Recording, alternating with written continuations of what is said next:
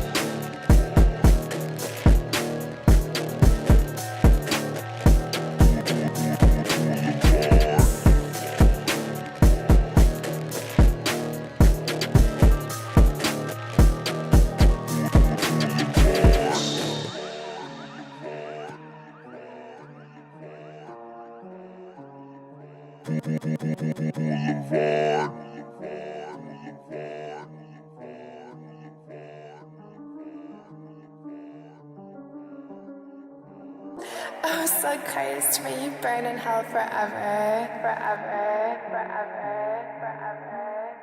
forever, forever.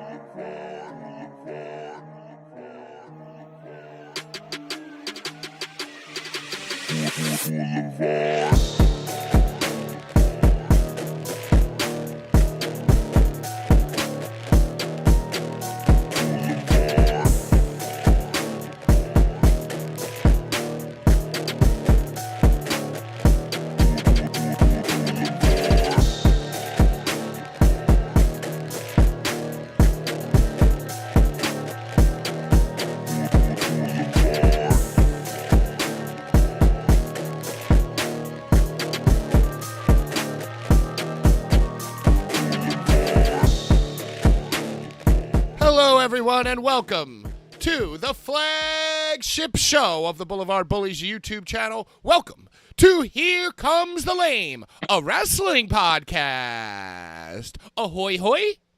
And I am joined by the legendary co-host of the flagship show, the flagship Larry himself, CZW Hall of Famer, my wrestling father, and owner of the greatest tank top ever created.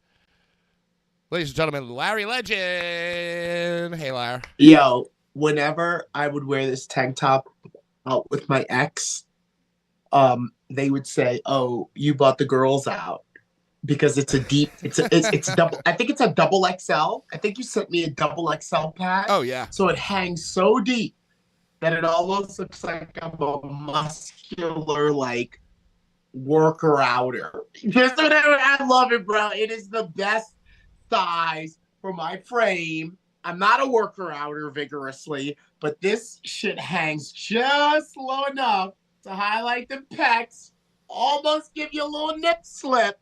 So yes, I love this tank. I love it. I feel like I your love nipples it more than my, have been featured prominently on this channel. Hey everybody, I'm really sorry we're late. For those of you who aren't on the East Coast, it's 1,000 degrees.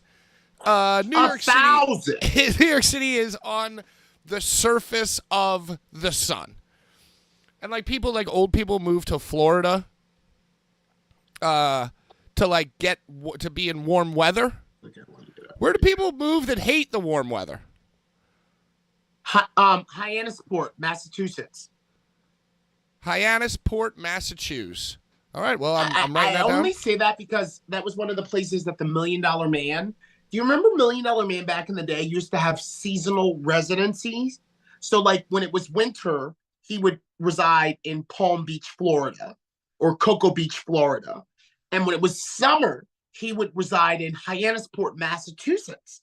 And the gimmick was wherever the weather was the most temperate for his Anglo ass, that's where he would reside. That's what I need, because I think the old Florida, New York is just not working. It wouldn't work for me, brother. Bro, who would want to go to Florida? It sucks. Leo Rush moved from there. He moved from there. Where does he live now? What's his address? I think he has dual residencies in the UK and DC.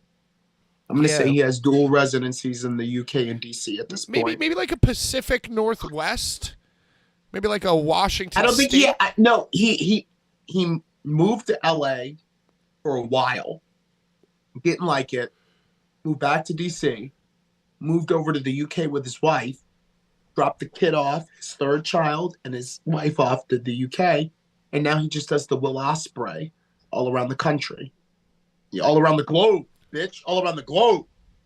Well, we're going to talk about him this week because he was featured on A-Dub Collision. You actually sent me a text last night. You know, I work on Wednesdays. I gave AEW a few years to block out my Wednesday night, and eventually I was just like, I'm just going to work. I don't care. So I gave up on NXT real early, bro. Around the time that I joined Boulevard Bullies versus the World, I was like, all right, I'm good. Right, it's like, okay, well, Tuesday could be spent. It could be better spent. But yeah, it's hot as the frickin' Charles Dickens up in this bitch. I took a fucking heat nap and woke up. I realized it was 7:55. And oh boy, yeah. So, and I see that you're sweating. I have the AC. I don't know if you can hear it. I have the AC on 5 out of 5 speed, and I'm still dying. I'm wearing my tie-dye Larry. Well, I just got out of the shower. Nice. Yeah, the 4XL. Yeah, the 4X. Shout out to Dad Dyes It. Look, right around the time that I started getting all of the body heat and all of the leaving ICW heat and all of the heat was when I dropped those shirts. And they actually didn't do so well. But I was glad, Pat, to give you one. I was glad to give my son a 4XL because that's the size you asked for. You didn't ask for a normal size. Yeah. You asked for in my white tee. In Yeah. my white tee. You know, you asked for that. I'm like, bro, I asked for the chic chic luch, that, you know? the chic luch size. Yes, bro. Yeah, so thank you for wearing that. And I still have a small and a medium Right. of the dad dyes it tie-dye. It's about to go down VXS variant. So if you have a young child, the VXS shirts first, and then dad dyed it, and other tie-dye variants. so if you have a small medium. child, if you have a small child, you want their shirt to look as big as this one does on me, buy the medium. Or a twink. Or a twink. If you have a twink in your life.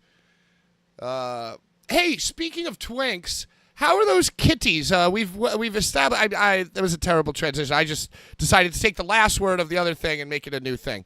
We're talking about you. We've established that you are a pussy philanthropist. You rescuing PP. neighborhood, rescuing neighborhood cat children. Give us an update. The fans are clamoring to hear about the kittens, their new lives, your life as a pussy philanthropist, and if they have names yet. So I just didn't want these kitties to die because my mom with the big heart who takes care of all of the kitties in the neighborhood, she is in the past taken care of a mama cat who's given birth under our porch or under my mom and aunt's porch. And I've seen every one of those kitties pass away just by becoming brave and going in the street, and hawks and fox and dogs and kids. And, you know, so I said, if we ever get into this predicament again where we have a bunch of kitties on the porch, I'm gonna do my due diligence and find them homes. So just in being a good big brother, I nabbed two of them. I nabbed two of the black ones. Kidnapped Boy them. and a girl. Kitty napped them. I kitty napped them. And now I have them.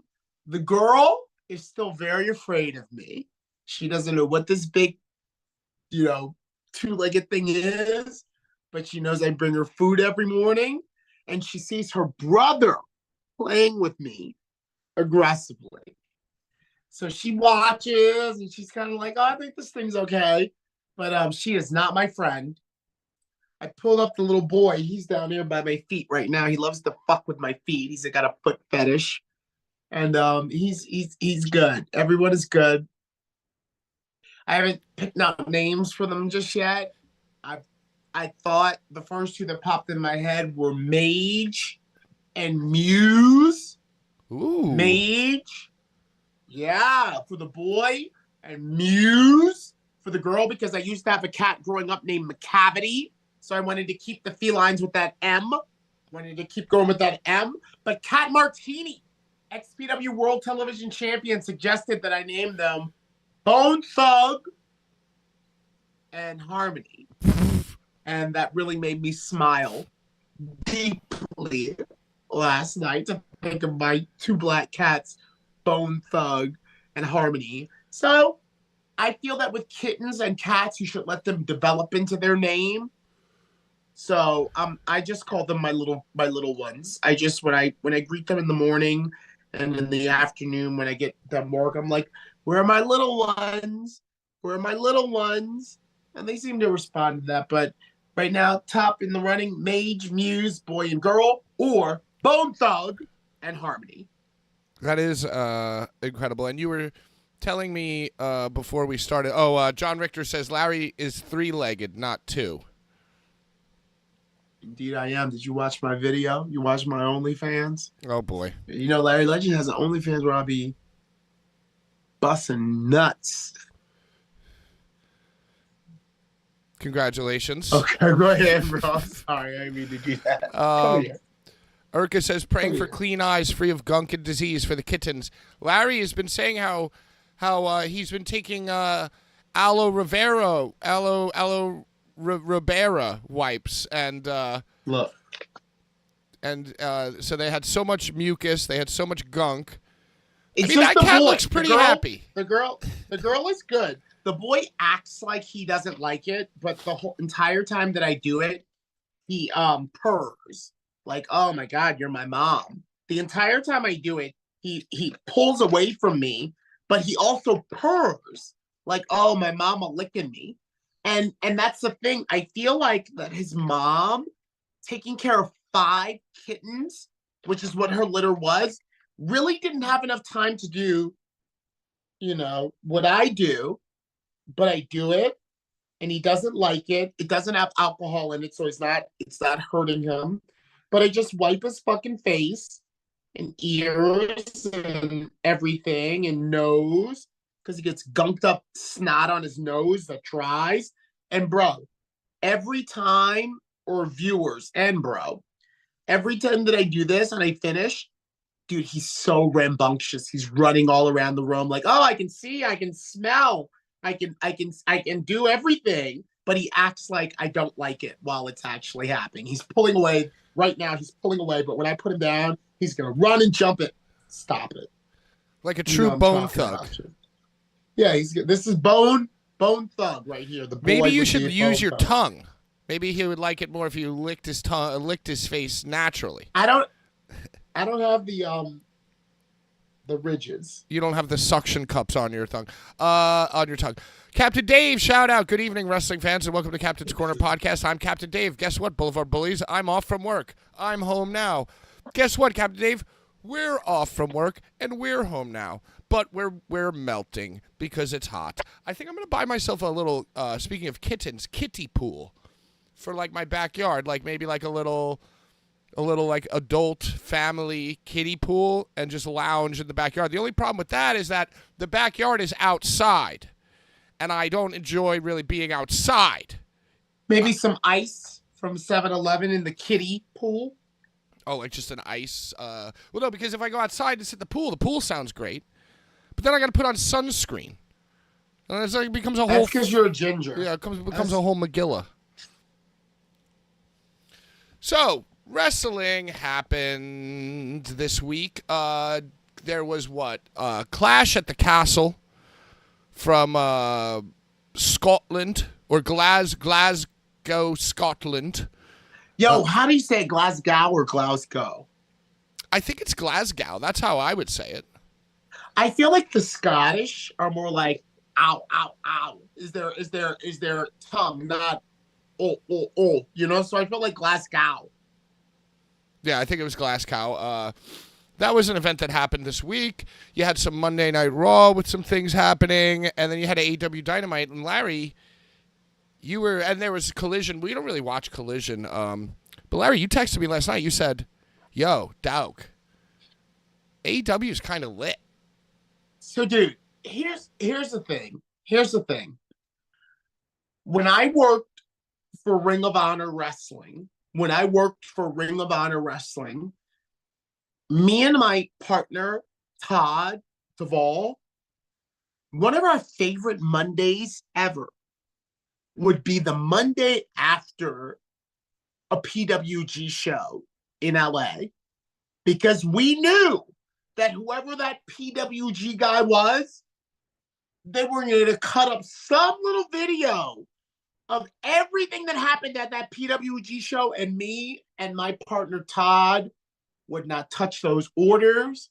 We would not touch those emails until we watched Brian Cage, Leo Rush, Ricochet, fucking Willie Mack, everybody from that SoCal area go fucking nuts. And here's the thing.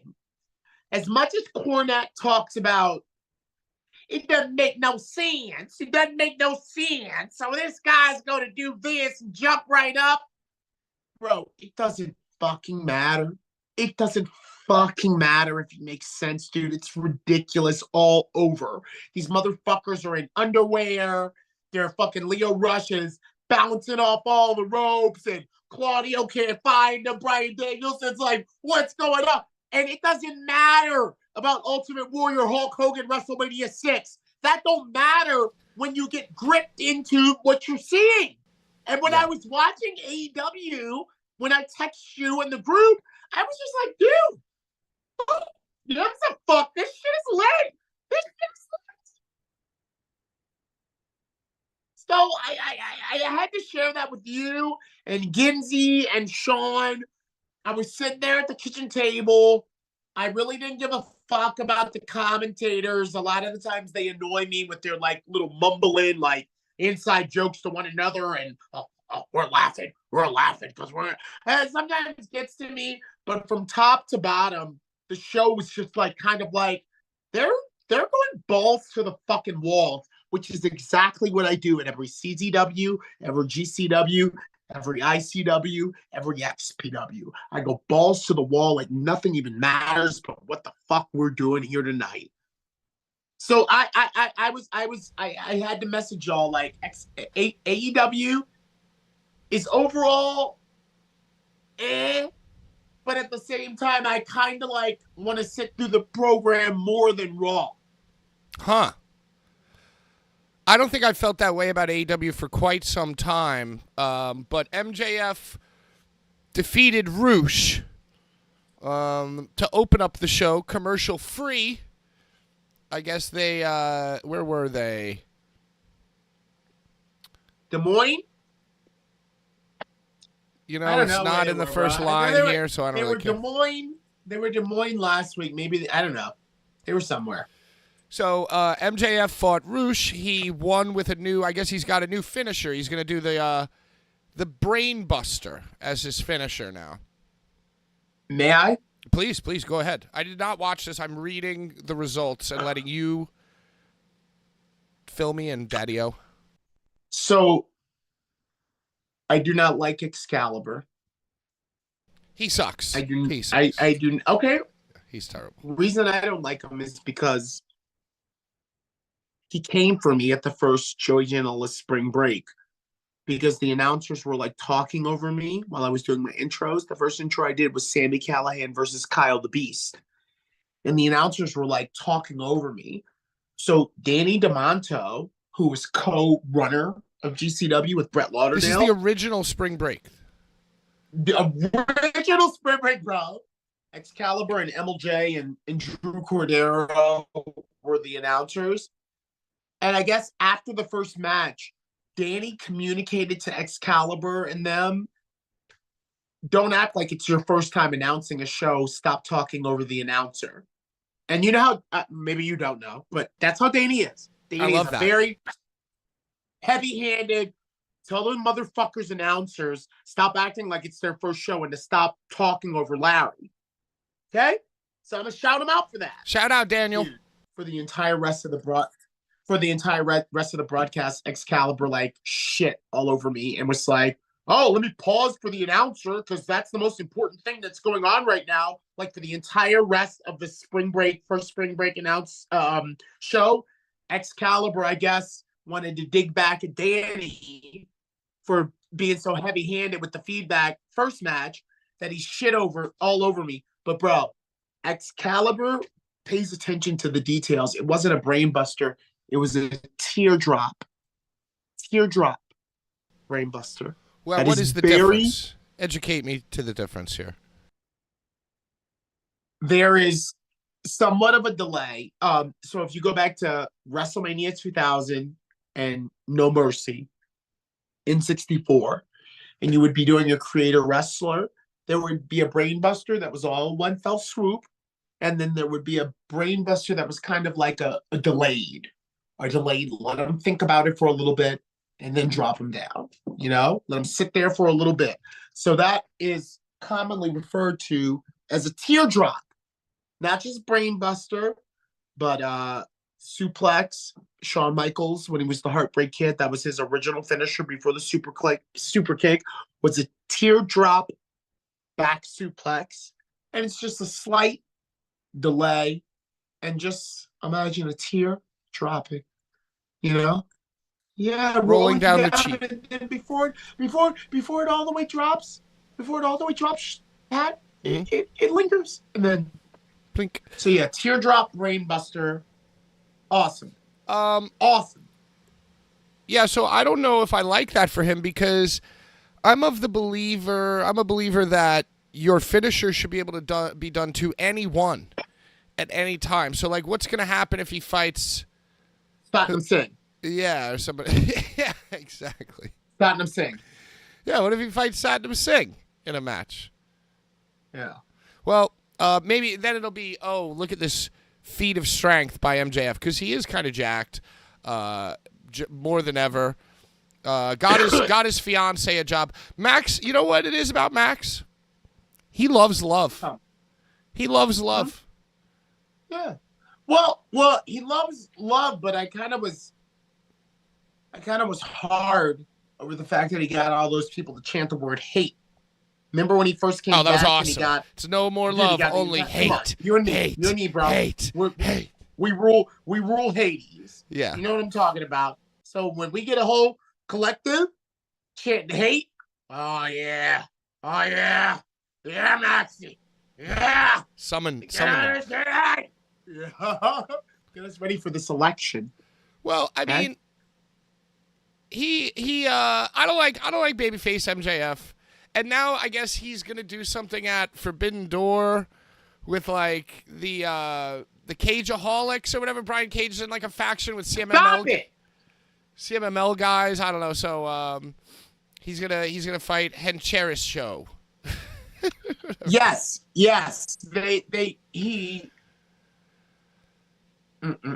I just realized. No. Because the border is a big deal right now. Yeah. Hot button issue. He's gonna tear through all the Spanish people. The entire Spanish heavyweights. He's gonna go through them first. He's gonna go for them first because, you know, the narrative of the drama of wrestling also permeates the psyche of the audience.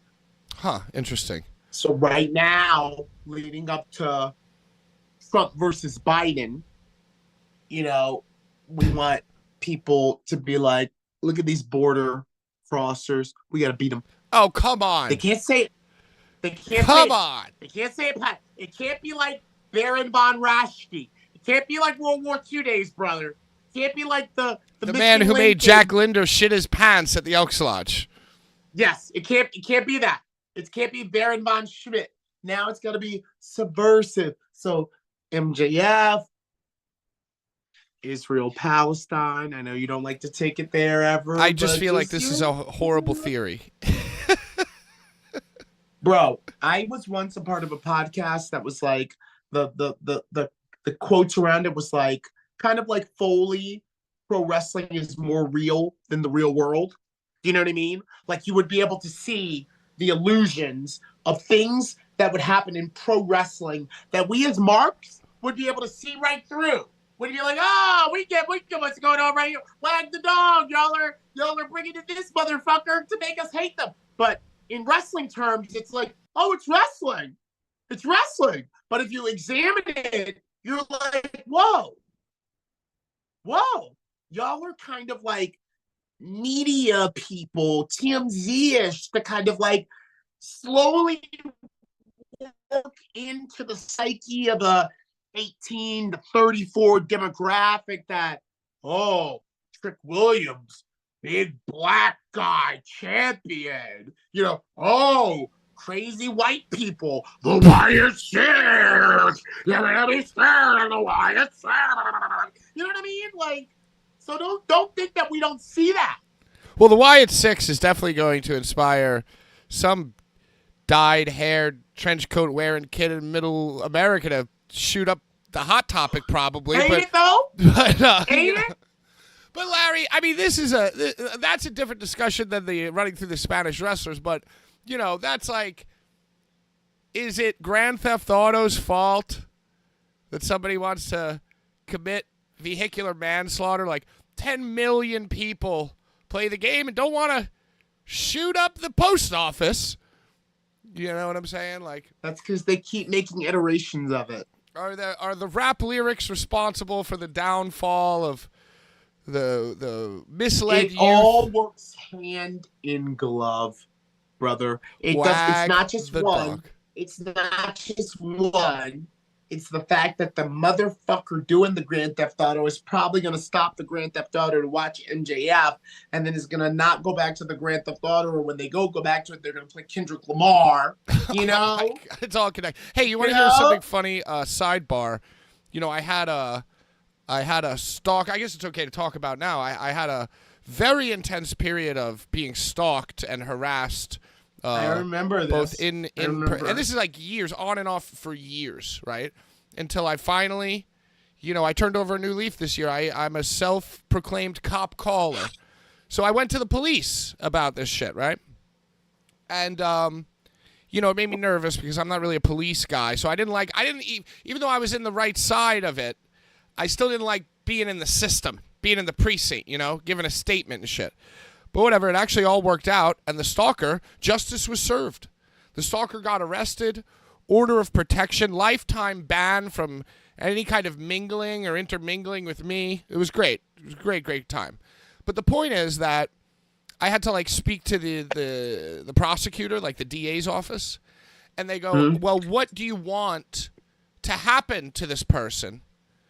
Like, as part of their conviction, because they're either going to plea or get found guilty, but, you know, whatever. So what do you want to happen? So, like, you know, was there any damaged property or loss of wages because you could get money back?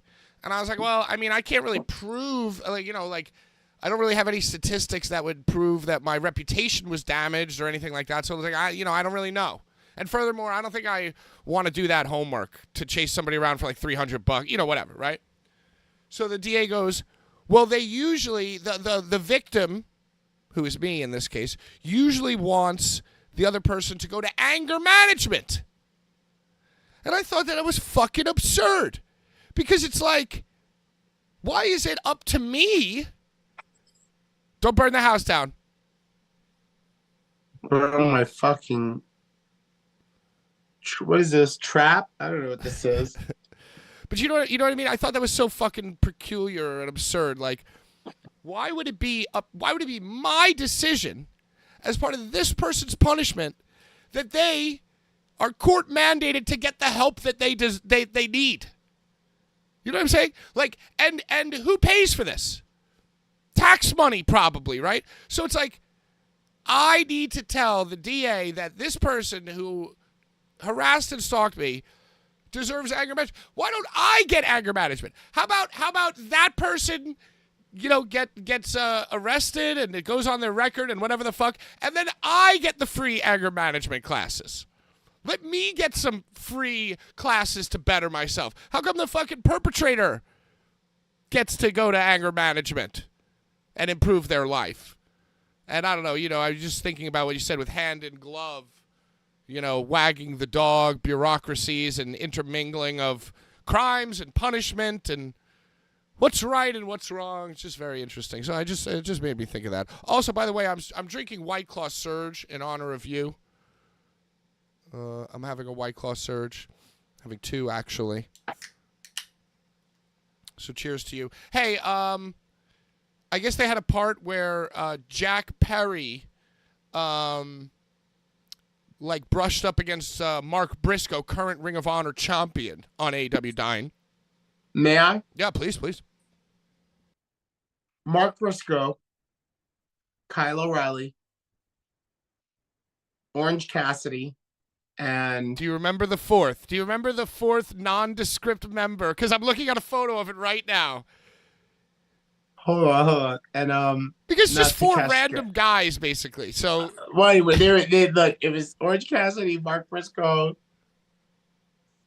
fucking Kyle O'Reilly, and somebody. Who was it?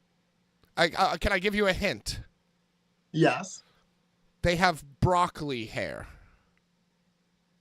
Dante Martin. Yeah, nailed it. Bro, broccoli hair. The one that I'm into the most. I know you want to put a 4XL on. You want to steal Dante Martin right away from his mother kitten and rub his face with aloe Rivera.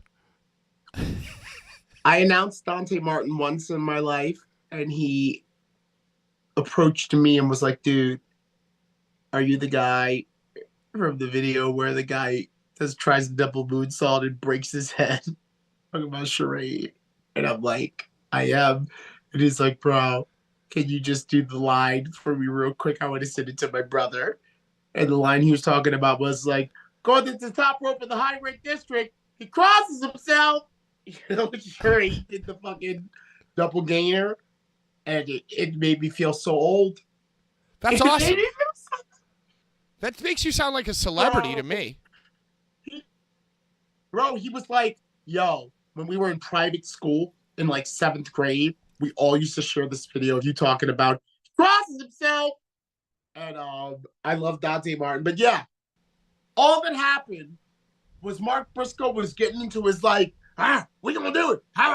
We gonna do it. And Jack Perry like just walks through the shot. He doesn't bump into Mark Briscoe. He just like walks into the shot, looks at the camera, and then walks off. No respect. And then Mark Briscoe goes, Jack Perry, get the hell out of here. And everyone in the crowd popped. They popped. They acknowledge the fact that Jack Briscoe, why am I calling him Jack Briscoe? Perry walked through the shot.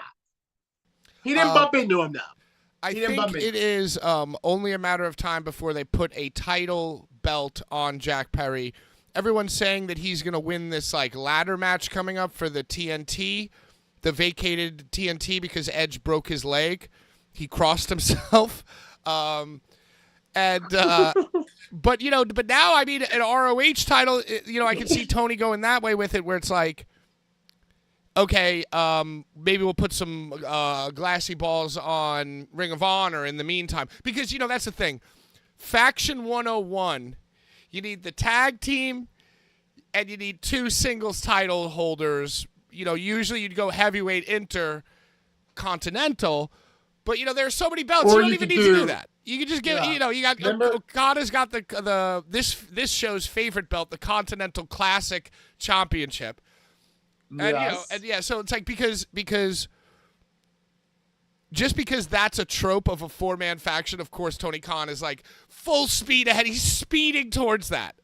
So the only question is, he's Mark Briscoe or TNT championship, But it's inevitable. It's like he's definitely a product of the corporation. When Shamrock and Bossman were the tag team champions. Hell yeah. Bossman was the hardcore champion. Rock was the world champion. You know what I mean? Like, he's definitely a product of, like, I want to do that. Hey, I want to do that. I don't think I've ever asked you this. And, we are going to talk extensively about the Wyatt Six, SICKZ. But outside of Blackout is disqualified from this. And I would prefer if you kept it like mainstream, but you tell me, what is your favorite faction? Give me like your top 3 favorite factions. Are you gonna go like Corporation, the Ministry, Corporate Ministry, DX? DX is Nation of Domination. Nation of Domination. I mean, Pat, I am a black man first when I look in the mirror. When I wake up in the morning and I look in the mirror, I see a black man. You just go, nice tits. Out of that done. Bro. We are the nation of domination. Bro, the bass? The bass? Was that like your bass? DX? Like, was that like... we're talking about how the Wyatt Six is going to make young, impressionable teams want to shoot up Hot Topic. Obviously, when I was growing up, I was doing Suck It to all my grade school teachers, because the Whites had South Park and DX. So, like, when you were growing up watching The Nation, did it, like, were you in Baltimore going, like, we are like, in the schoolyard? In the fucking hallways doing the fucking fist? Being all did you like the D'Lo Brown walk down the hallways into the classroom and shit? Is that like inspiring you? So Pat, I'm gonna tell you like it is, and I hope Sean's watching right now. The first iteration of the Nation, which was Farouk, Savio, Crush, and D'Lo as a henchman, and PG-13, JC Ice and Wolfie D. I liked them.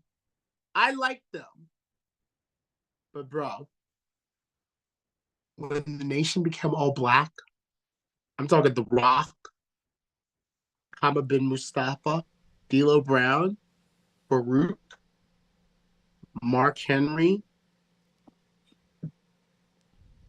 I knew that it wasn't going to last long, and I knew they weren't going to reach the heights. But, dude, I was like, oh, my God, we've made it. We've made it. There's no way they're going to be able to stop The Rock and Farouk as leaders, and with D'Lo, and Mark Henry as the muscle, and then they brought in Owen Hart. I was, oh my God, Yo, bro. Owen Hart in the Nation was like so dope. He was so cool. Did you hear how they had Natalya? She lost the match and she was walking through the back, and I forget which backstage correspondent it was, came up to her and was like, Natalya, you just lost again. How do you feel? And she was like, enough is enough. Enough is time for change. Hell yeah, dude. Hell yeah. I wish. I am not a nugget. Purist. I do, dude. I wish, just to be a purist, that she said, well, because Owen said, well, enough is enough. And he said, well, I wish she would have said, well, enough is enough, and it's time for a change. Side note, I just watched, I guess it was like the 20-year, 30-year, 25-year anniversary of Owen Hart as the Black Heart winning the King of the Ring. And he did his coronation speech. And this is back when they did the Austin 316 style, where you would walk up to the side of the entranceway, up the stairs, the red carpeted stairs, and you'd put on the cloak and that crown. And he goes, let me tell you something. I don't know if he said, let me tell you something. He goes, Todd Pettengill. And, he had that shrill voice. Mm-hmm. Oh, it just cut. It was not unlike a Patrick cutting. It's just that tone is right in the middle of all other tones. And Pat, you know that King of the Ring was in Baltimore. That one I'm talking about? Yeah, my dead uncle. Like Ginz's dead uncle. He took me to that King of the Ring, 94. We're 0-1. Yeah, and I don't mean to be a stickler. But he wasn't the Black Heart just yet. He was the King of Hearts. He was the King of Hearts. You're right. He didn't say Black Heart in the promo, but he did have the Brett reverse tights. He had the mostly pink singlet with the Black Heart on it. Yes. So I just kind of assumed that. But yeah, he was the King of Hearts. And then, but the Black Heart, Owen Hart, was black and yellow for caution. It was black and yellow. Really? Yes. So that's that was the enough is enough in time for a change. I am not a nugget. Caution tape. That's all Blackheart era? That's all Blackheart. I didn't know that. Well, anyway, he did his King of the Ring speech, and it was just great. And it was so simple in its way. And he's like, it was so wrestling. I did what I said I was going to do. And I won. And all these dumb people didn't believe me. Boo, boo, boo. He called us dumb. It's just so dope. It was such a nice little member berry that I watched on Instagram today. It was my first pay-per-view. The first pay-per-view I ever went to was King of the Ring 94 in Baltimore, only because it was in Baltimore.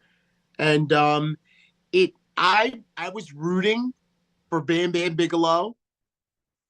And I was rooting for Bam Bam Bigelow because Bam Bam Bigelow was in King of the Ring 93 the year before. And almost won. Came up a dollar short. Day late, $1 short. Brett won. Right. Oh, Brett Lauderdale won. Oh, good old Brett the Hitman Lauderdale.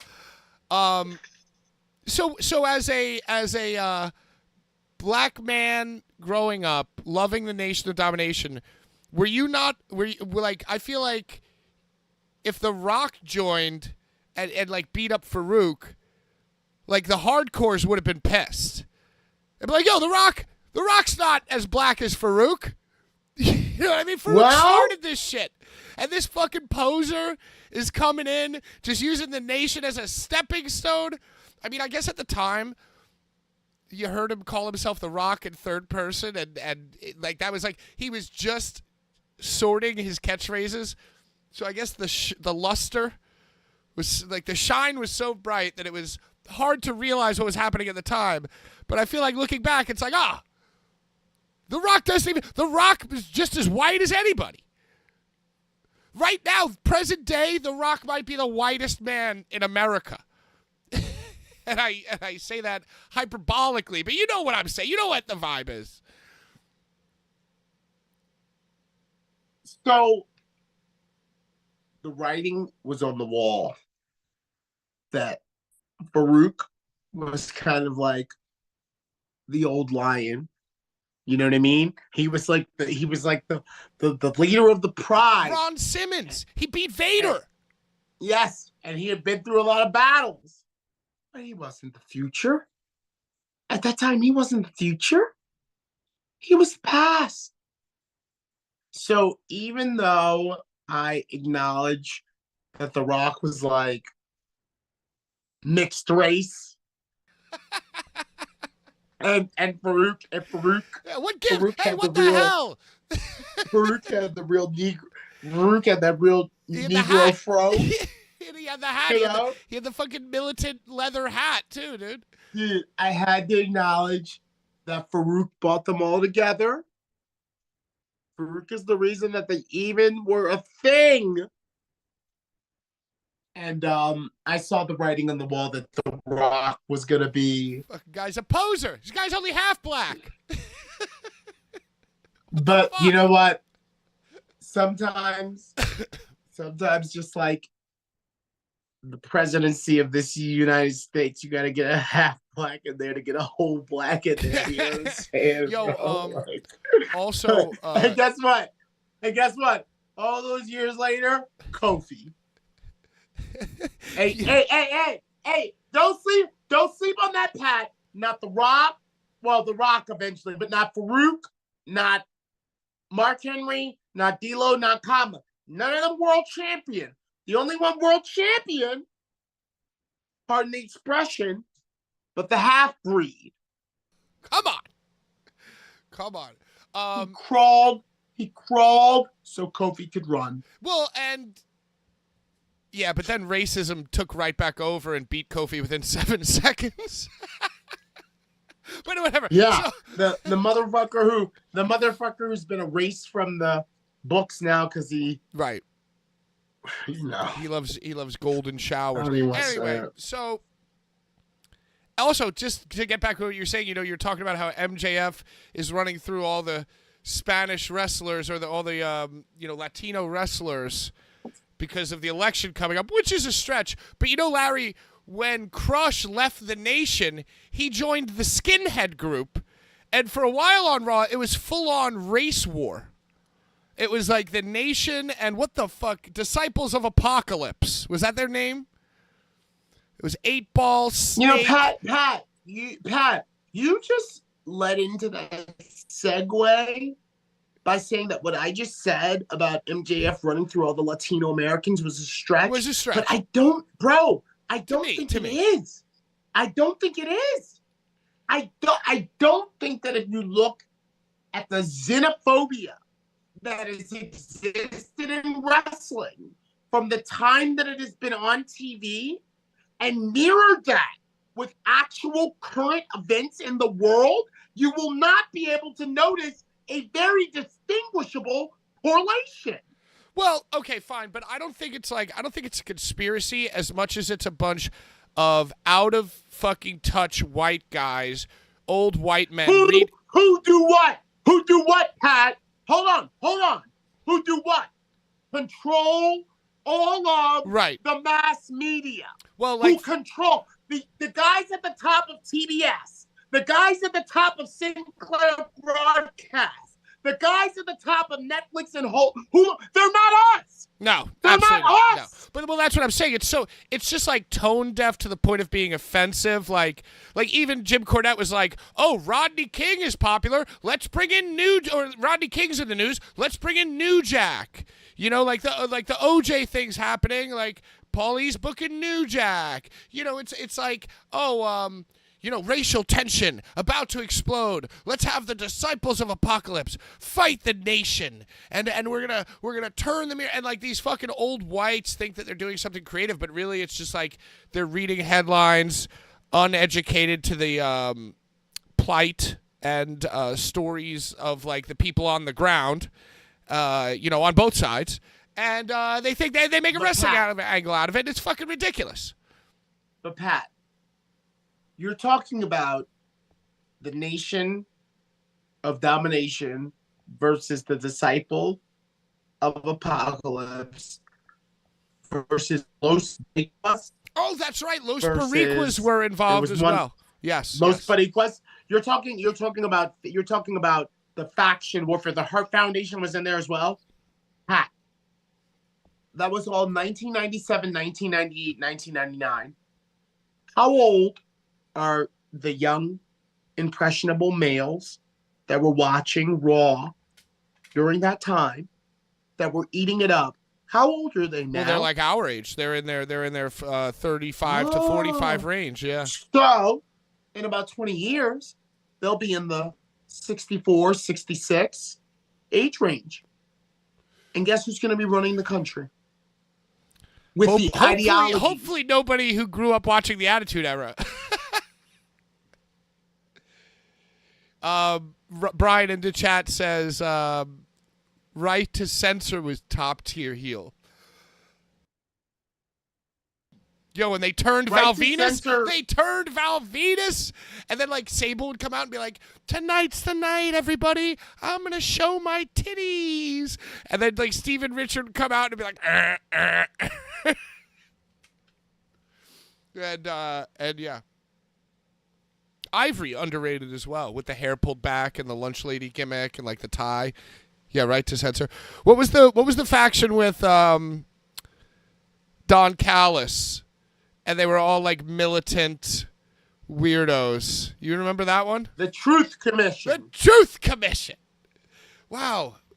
So Pat, I just gotta say this right now. Do you know that I was listening to one of the news affiliates this afternoon before we jumped on, and they were talking about the part of Trump's platform, if he is reelected, is to ban porn? He has a guy. Well, if somebody bans porn, Beyond's YouTube channel's numbers are going to shoot right through the roof. I mean, you said it. Sorry, I can't help myself. Go on. I love the thumbnails for Beyond's wrestling channel. Imagine clicking. It's like, wait a second. This guy, they're not really 69ing. There's just one moment in the match. John Silver and Chris Statlander aren't really 69ing, and this is wrestling. The hell is this? But in India, they see that 69 and they're like,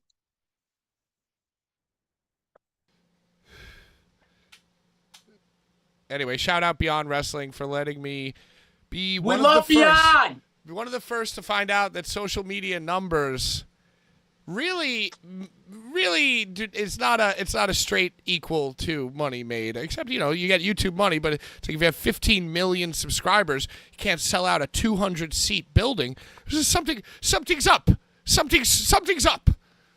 Anyway, let's get back to AEW. We're talking about all the most famous foursomes of all time, and I guess on this episode you saw the newest famous foursome: Kyle O'Reilly, Mark Briscoe, Dante Martin, and Orange Cassidy.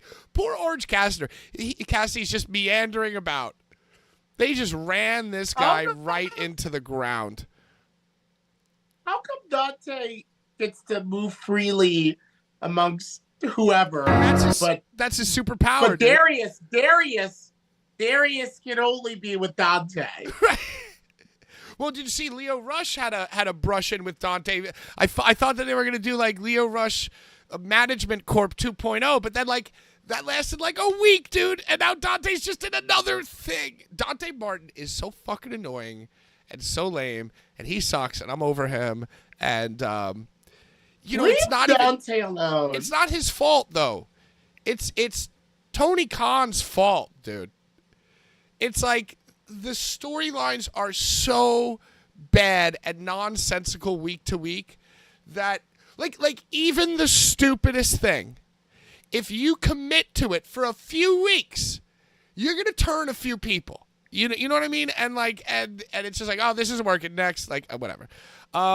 Swerve Strickland. Speaking of stupid, nonsensical booking, Will Ospreay is their hottest good guy basically right now, aside from Swerve, and he just won one of their many second-tier belts.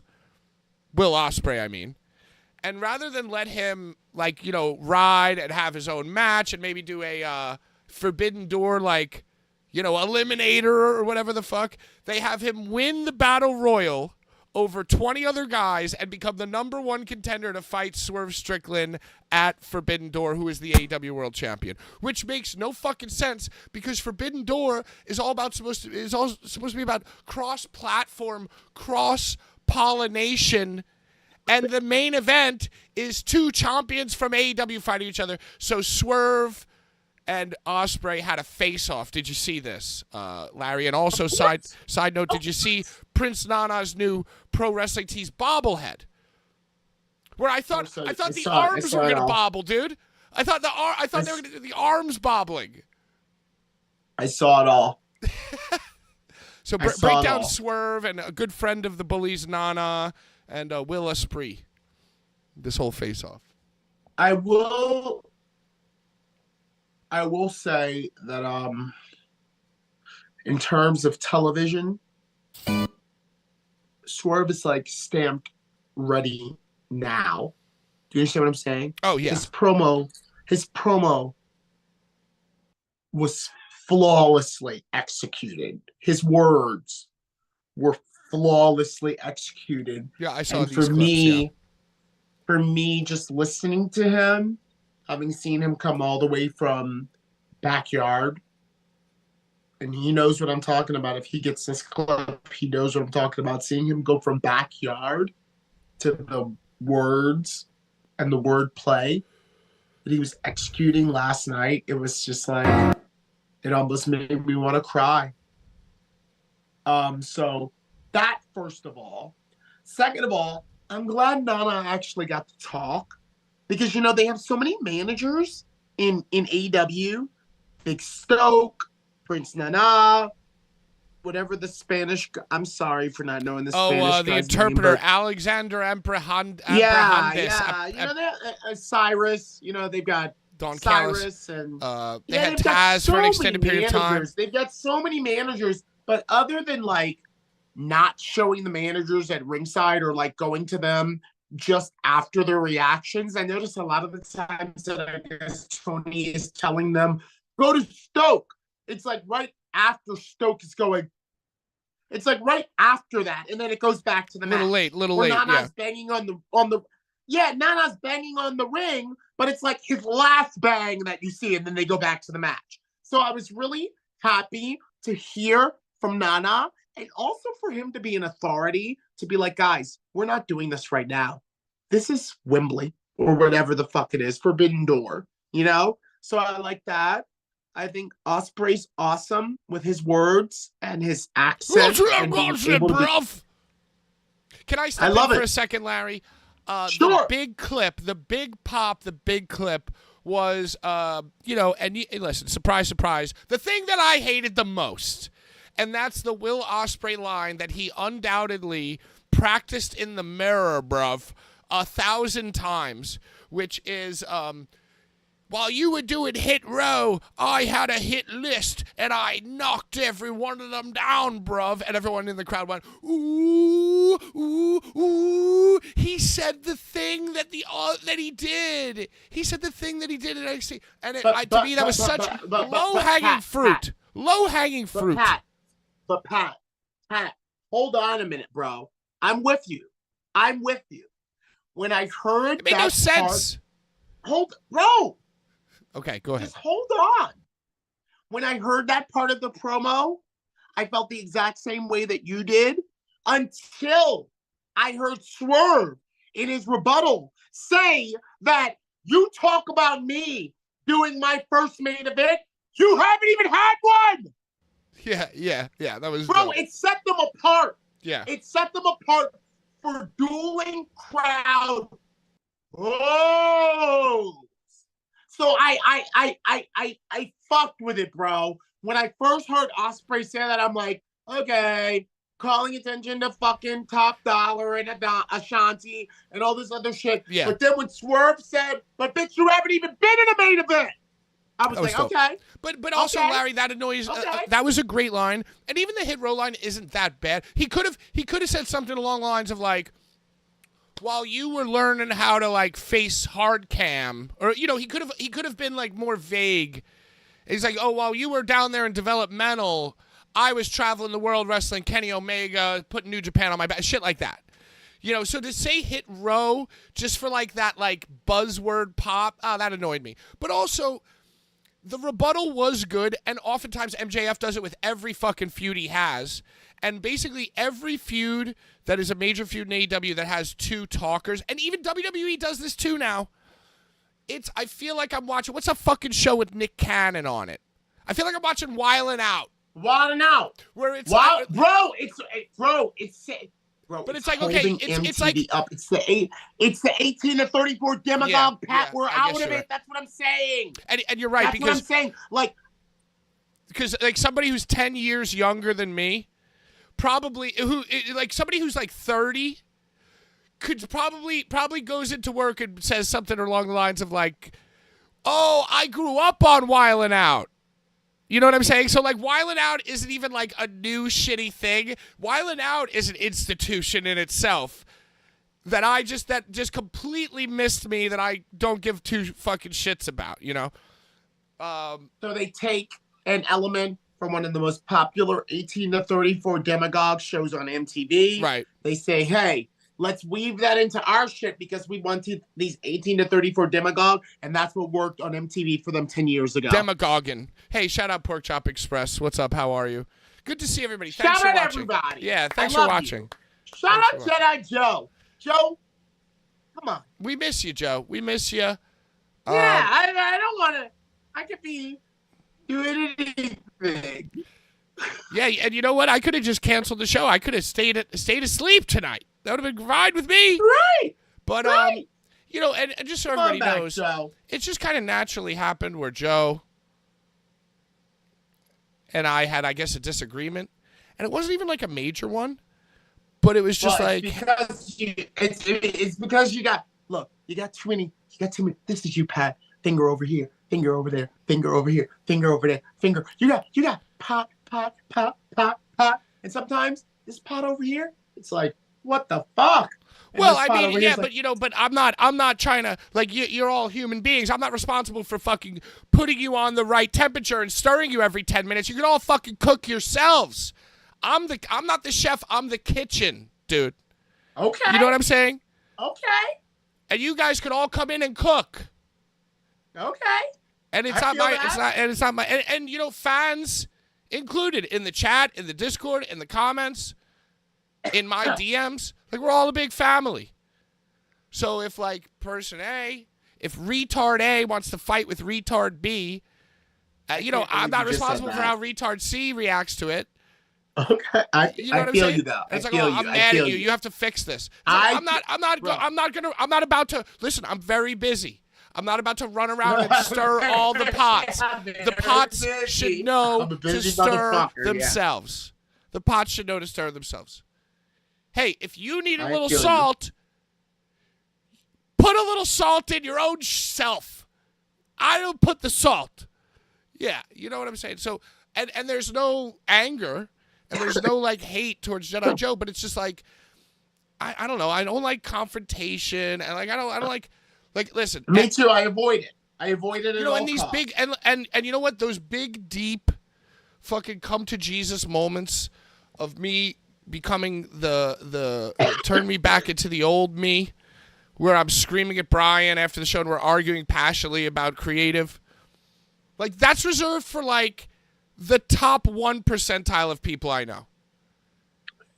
Everybody else, like, nobody else gets deep arguments and screaming. Like, I don't get worked up for anybody else, You know what I'm saying? Other than Brian, who's like, my brother and my family member. So I don't know. My best friend, who I actually attended King of the Ring 94 with and Survivor Series 95 with, and Brian Royal calling Rumble me out. 2000 with. Brian calling me out for saying the R word about 8 times in that last. And rightfully so. Yeah. My best friend. Sorry, guys. My best friend, who I went to all this pay-per-views with, kind of marveled at the fact that at 42, I kind of like don't like argue as much anymore, having grown up with me and knowing like the passion that I used to attack arguments and like my stance on something, like from like 14 to like 21 to like 31 and now being 42. He's like, I can't believe that you're so like not willing to fight anymore, when all I used to remember you as growing up is like a motherfucker that would argue someone not even really caring about what they were arguing about, just arguing for the sake of arguing. And I was like, Craig, I just don't give a fuck anymore. I know what I know. Well, and I'm not even. My energy is reserved for when it counts now, not just for frivolous like. And I know what I'm talking. I don't get time for that. Well, and I'm not even arguing that I'm not a deeply flawed and troubled person. I'll be the first to admit it. So it's like, no offense, but sometimes it's hard to even wake up in the morning. So I don't really have time to like text 4 or 5 different people and get all the, like, I don't have time to like squash a beef and then tell you I squashed it and then like make sure that everything's okay and everyone's okay. And so that everybody who ain't got time for it, bro. I don't really have dead time for soon. Like, hey, dude, like we're closer to dead than baby. So fuck that shit, brother. Been there, done that, got the t-shirt, throw it out. Time to fucking explore new shit, create new shit, vibe with people that are not trying to like prevent us, and I get that. It's a vibe, but I was young. What else happened? Let's get through AEW. Don Callis is running around backstage. I guess the Acclaimed and the Young Bucks are gonna like have a feud because in true Billy Gunn sour grapes fashion, I guess the evil producers, the Young Bucks, cut an Acclaimed match or segment weeks and weeks ago, and the Acclaimed can't let go. And now they're interrupting Okada. They're interrupting the Young Bucks. So I guess we're looking for a trios feud with them. I don't care. You know what I do care about? Larry, have you seen these little clips? I don't know if they show them on Dynamite or if they're just online only. And it's Joe and Hook. Joe and Hook are the next great cop show. Samoa Joe and Hook.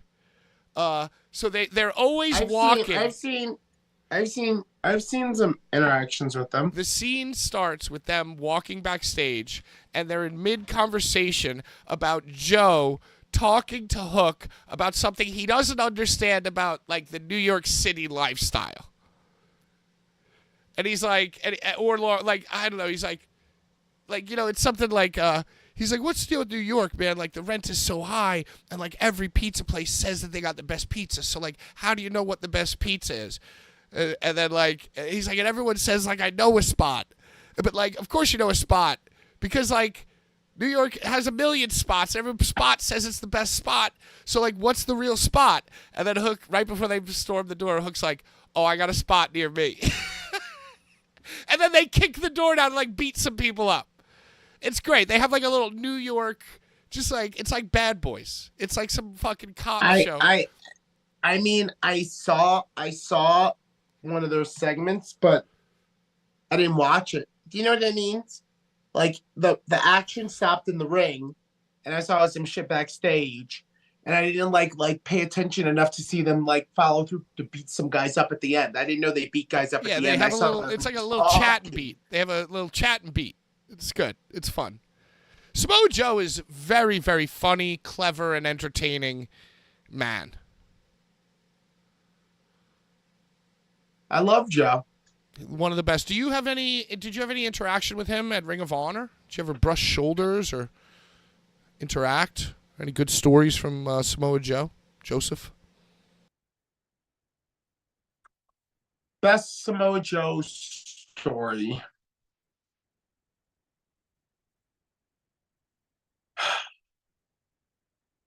After he left Impact and he like popped up in Ring of Honor to challenge Jay Briscoe for the World Heavyweight Championship. This was ROH Anniversary 14 in Vegas.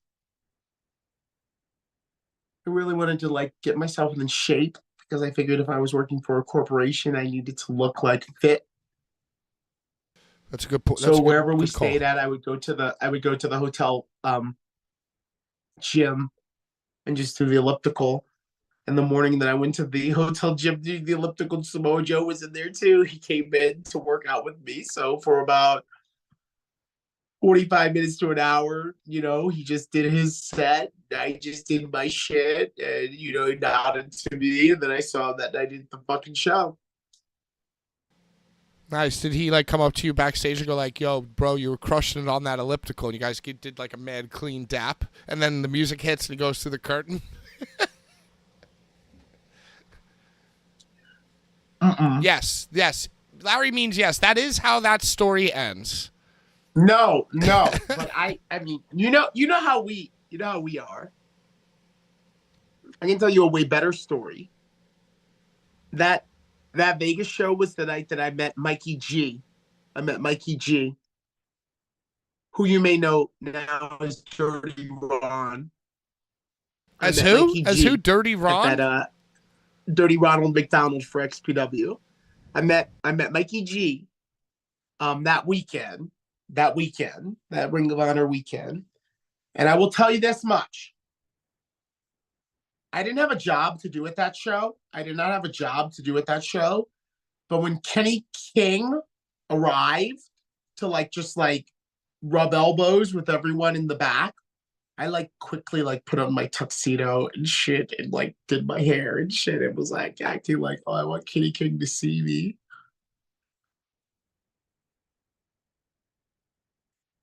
I love that. I was really excited. Better Samoa Joe story. Eventually, I worked up enough gumption to ask Kenny King for a photo. Once I was in my tuxedo, I was like, hey, can we get a picture together? And I don't know who took it, maybe Stokely or Will Ferrara. And Samoa Joe was walking past and he saw me taking a picture with Kenny King.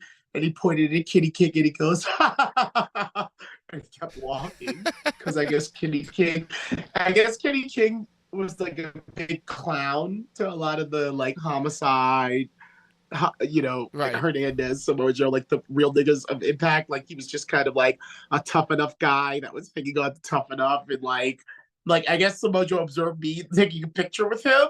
Was like, what? This guy? He just thought it was hilarious. That's so cute. Well, probably because Samoa Joe. Like, oh, that's so cute. And I want to take a picture with you. I even put my tuxedo on just to take a picture with you. He probably was thinking about the time where you guys shared the gym, and he's wondering, like, why did this motherfucker ask me for a photo? We shared the gym. He's probably a little jealous. I wasn't in a tux. I wasn't in a tux, and I didn't have my that's part of it. Gym. That's Samoa Joe. Samoa Joe did all that math in his head right there. He's like, yo, this motherfucker ran and put on this tux. How come he didn't run and put on a tux for me? We worked out together. But hold on. He was a little jealous of Kenny King. But hold on. I had met Samoa Joe you're not going to believe this. I met Samoa Joe a couple months earlier at the JAPW show, which was his first show out of Impact. When he first quit Impact, he came to a JAPW show. And the show was like running long because we were waiting for like Stephen DeAngelis or some announcer that was not me. And at one because point, he slept late under the train station at Port Authority. Bro, because whatever. Stephen DeAngelis was a little too much time to check cashing that morning. I'm pretty sure it was Stephen DeAngelis, and I'm pretty sure it was like Stephen DeAngelis and I were like splitting the duties. Like, I got this match, he got that match, I got this match, he got that match, which was a recurring theme with me and Stephen DeAngelis. But at one point, Samoa Joe was like, this guy's here, he's dressed, let's just do the match. And he pointed at me to the promoter, Fat Frank and Pierre. He was like, he was chomping at the bit to wrestle. And we were waiting on something. And I was there just like in and he's like, come on, this guy's ready, let's go. Just sit him out. And he kind of like gave me like, come on, this guy's good looking. He'll announce me. He vouched for you. He Fucking just bring him out, so yeah. I love that. I love these stories. All the old school guys, Hero, CM Punk, Tyler Black, they all know me. Yeah. They know that Larry. They fuck with Larry. But they can't like really like vouch for me. You know what I mean? They can't be like, oh, this is my guy. They just gotta kind of like, when I was backstage at WWE, take Mox the opportunities. They take the opportunities when they get. Oh, let me show Hunter introducing this guy to my fiance. Right. Well, and Hunter's like, it's probably this guy. It's probably especially always in wrestling or even just life, especially when you're at like the higher level you go.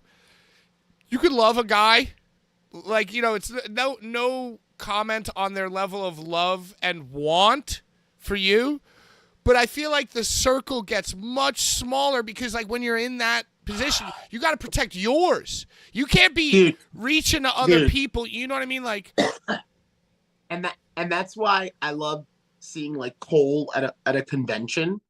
Like, dude, I saw Cole at a convention like a year ago. Dude, he was gushing to fucking talk to me. Yeah. And just be like, oh my God, I miss you so much. Because he's in it to win it now. He's on a whole nother level of stardom. But damned if that motherfucker doesn't remember his first shits back in 2300 Arena in CZW when he was the young fucking, I don't know what I'm doing. Larry, how was it? And I'm like, dude, it was good. They were reacted, I was one of them first motherfuckers that was telling him like, oh, they were popping. It's even like with Max or Joe. And I said on Tuesday, I told the story that I sent Joe Gacy a drunken like I love you text. But like, and and from my point of view, it's like, oh, Joe don't give a fuck. Max don't give a fuck. But nah, man, like those guys always chat with me. And in like I don't want I never think about this. I actively think against this. I actively don't want to think this way. But like I like in my deepest of hearts when I see Max or Joe succeeding, because those are really like the two main Bullies guys who got the furthest, I hope in my heart that they every so often just think about Bullies fondly and like, that we were like, in the end we were like fans. We were kind of like working together because like Max especially like kind of realized what the vibe was and like used us as a tool for himself, both to practice being Max, but also to like, get his name out there to whoever, it's not like we don't have like all these fans, but it's like, oh, it's just another platform. It's another interview. You know what I'm saying? So like, I would like to think, and right around that time, Max did the Alicia Tout interview, wound up marrying her. What? He's gonna marry Alicia Tout. Oh, he's going to. Okay, yeah. He's going I said to. round up. Sorry. What? I am married to nobody. I better be invited to this fucking wedding. That's what it was like. Little pale purple trunks Max. Hey, final thoughts on AEW Dynamite. Hey, hold on. No, because I was trying to say something that entire time, but just letting you continue to go on. So final thoughts. Now I get to say what I was gonna say. Okay, that's probably how the show should work. Yes. If you don't think that the motherfuckers are not still watching and actively following the Boulevard Bullies even more now because I'm a part of it, then you're still that naive guy that I was like, look at this guy in the front row. You know what? They're Larry, watching this. I've trained my mind not to think about who's watching. That's one of the key pillars of Bullies. Well, Pat, you ain't never had me riding shotgun with you. Now I'm on this bitch. And I feel like you mentioned Max and Joe as like bully guys. Dude, the best shit you did was with Cole in the fucking Hammerstein Ballroom. Are you kidding me? See, I don't think that Cole thinks about that. I don't think that Cole. You want to talk about someone who got the vibe of what the fuck we were? Bro, Cole, right before NXT, in the fucking lobby. He of knew. the, of He the, Har- knew of the at that Hammerstein moment. He Ballroom. knew he was going too. Yes, dude. He knew what Yes. he was doing, and he was like, "Yeah, I don't know what my future holds." He knew. He fucking knew. Yeah. So I'm just saying, they all love our shit because we're real motherfuckers. And now segue. I just want to say that.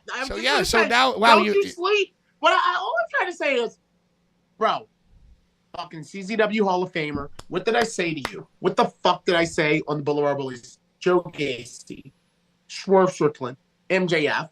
Fucking, there's so many CZW guys that were world champion. AR Fox, Jonathan Gresham, Sammy Cal. I can name so many motherfuckers that are actively interested in what the motherfucker that called them out as the first time as world champion or best of the best or tournament of death winner. I ain't dead.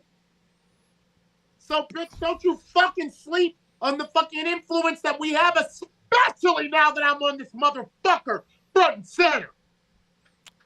Front and center indeed, Larry, and you are on Front Street. You are not only a Hall of Famer in CCW, but you're a Hall of Famer in my life as well. In life! In life! In all lives. And you know what, by the way? Fuck Fuck Adam Cole. Larry. Final thought, fuck those guys. We love them.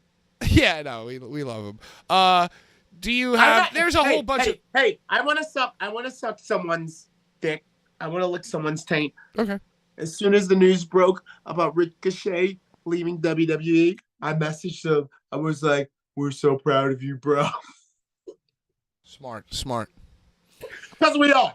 You know what you know what I want to do? Aren't we?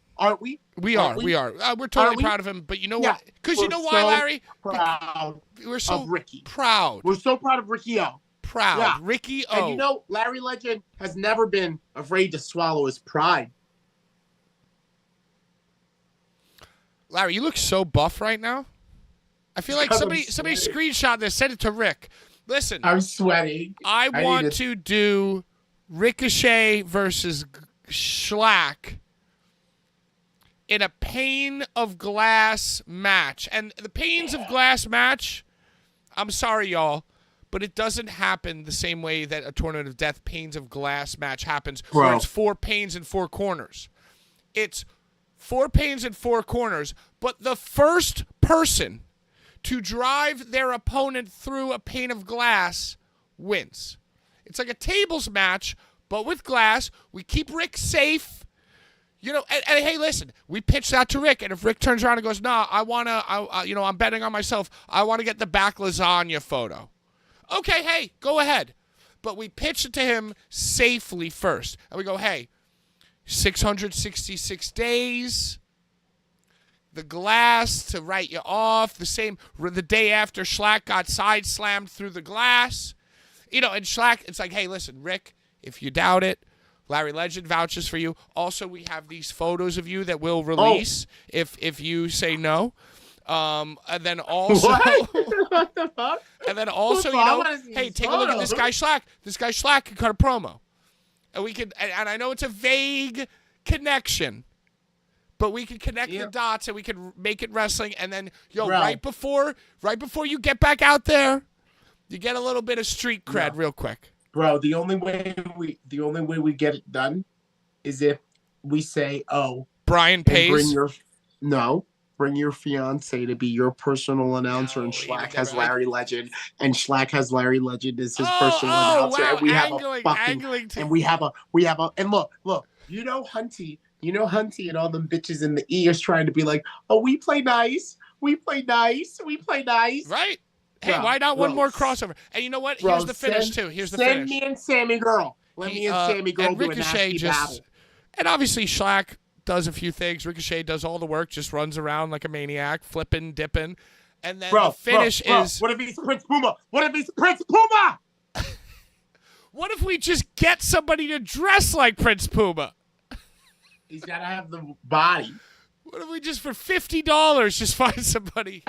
He's got to have the and the vibe. finish is obviously a missed 630, where Slack is under the chairs with a pane, rolls out. And Ricky hits it. Ricky hits it. Yeah.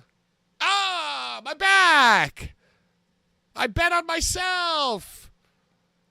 And then he goes to AEW to fight Ospreay. Right. Then he makes $10 bajillion, and he's got a little bit more street cred. But he tells Ospreay, "Yo, that XPW shit was mad fun." Yeah, XPW. Who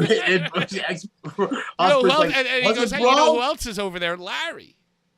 And then Swerve's over like, "What?" Yeah. Somebody say, Larry? You saw Swerve fighting the Amazing Red at House of Glory.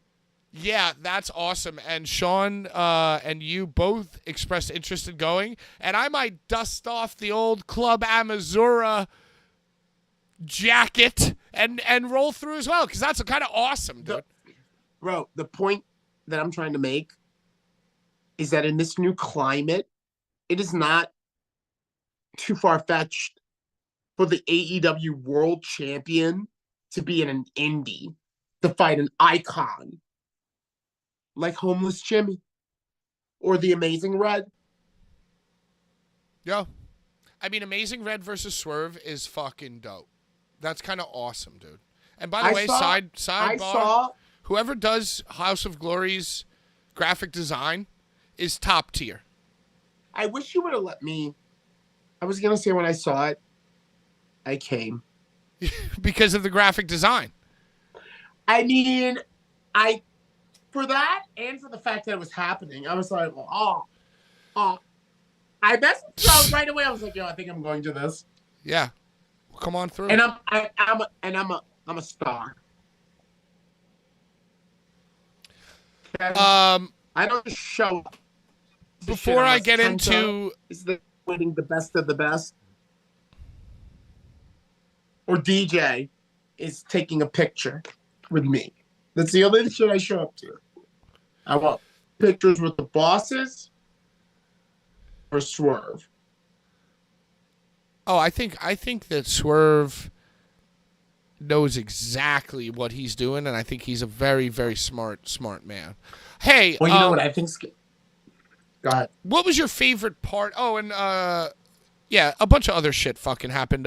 Hey, by the way, Private Party, including Matt Quinn, Michael Quinn, Jimmy Quinn, we're back on the program. Final thoughts, because, we're running out of time. I want to get to the Clash at the Castle of the WWE. Do you have final thoughts on AEW, the current state of AEW right now, what you're most excited about, what you might be least excited about, Forbidden Door matches, Marina Shirakawa, breast comments? The floor is yours. I'm most excited for Jericho to show up at Club Amazura, because I feel like that Jericho specifically said to Mark Quinn and Isaiah Cassidy, I don't know who trained you guys.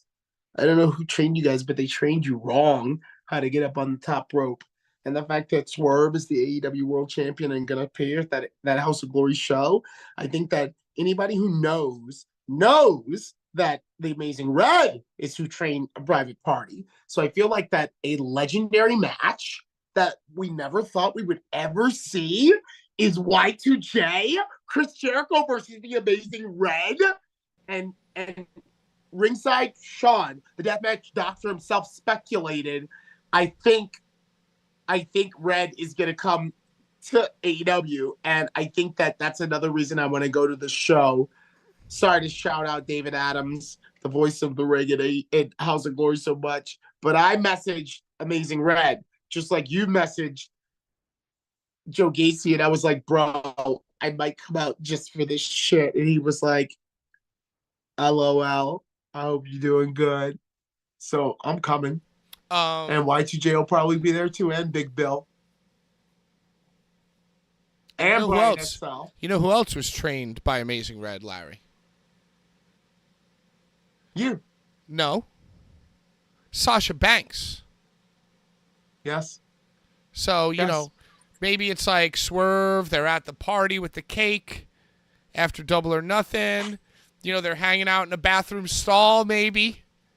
And it's like, yo, What are you talking about? And it's like Swerve's like, yo, hey, Sasha, what's the deal with this fucking guy in Queens, Amazing Red? Like I hear it's popping off over there. And she's like, oh, you don't even know. Amazing Red's this shit, blah, blah, blah. Ask Private Party. Private Party comes in the bathroom stall. Now the bathroom stall is so crowded. You never want to have 4 in the stall. 2 max.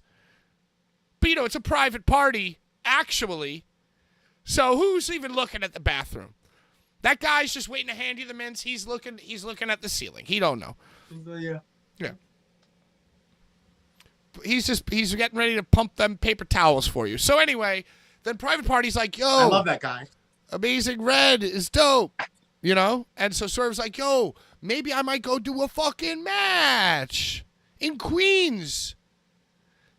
The jacket. Yeah, with the jacket. And maybe I'll wear my furry jacket. You know what I mean? And then they all panic because the top of the toilet seat was sweating and all the lines got wet. So they run out to Tony Khan and they're like, yo, Tony, oh my God, we wasted $500 of cocaine on the top of a sweaty toilet seat. And he's like, hey, no problem. Boom. It's great. And he's like, you know what, you guys Boulevard Bullies. take these 2 new 8 balls, and you should hit up Amazing Red. I'll DM him right now. That's what happened. My sources tell me that that's the rumor of what happened. I once witnessed a deal go down between Tony Khan. Did I talk about this? I talked about this years ago. What did he like? Did he? Well, the last time you saw him was at the Mark Briscoe or the Jay Briscoe funeral. Was he? Did he cop then? Did a tinted Nissan Altima pull up to the church? All I'm gonna say is everybody was there, and everybody was in a certain frame of mind. Some were there to mourn, and some were there to politic. Oh, well, yeah, you've extensively spoken about that. Hey, I want to talk about this other one fucking thing. And, it's funny because it was mentioned hours ago, I feel like. But did you see this report? I think JR, JR don't give a fuck no mo. JR's the coolest, dude. JR might be the coolest.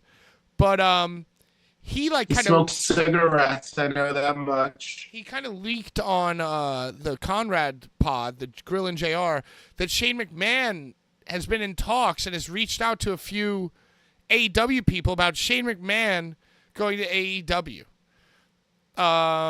Shane McMahon, son of former WWE CEO Vince McMahon, maybe Grill and JR, blah blah blah. There was a friend of ours. I shouldn't say their name. This is Conrad Thompson. But he went out of his way to text me and say, that's not as crazy as you think. I know for sure that Shane McMahon has at least reached out to wrestlers on the AEW roster or to at least hypothetically discuss the idea of him coming. CUM. Shane McMahon hasn't commented, but I guess Shane is like this fucking rebellious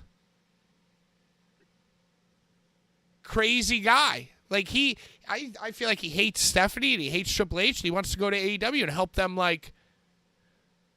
destroy the E. But besides jumping off of something very, very tall, what can Shane McMahon offer AEW? And do you think that this is something that you could see happening in the future, Larry?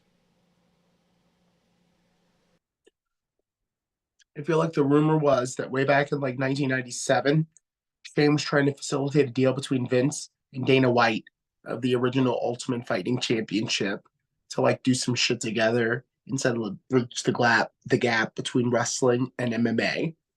And Vince was like, pish posh, wrestling. Well, that's true. Them. Apparently, Shane was all up on UFC and streaming services. And didn't he go start Netflix in China or something? And yes. I guess there's always been talk that he had all these wild, aggressive ideas, and he's the firstborn son. It's almost like Succession, dude. I'm the oldest boy. But you can never sleep on a fierce female. And if you Right. think about Stephanie and watching her mom kind of navigate through this male world of fucking dicks, she had to have just been lying in wait like a queen cobra Yeah. and waiting Well, for and her I moment feel to like strike. Stephanie is like the like if Linda's T1000 or no, if Linda's the Terminator, Stephanie's like T1000. She can become liquid metal. You know. Exactly. Yeah. Exactly.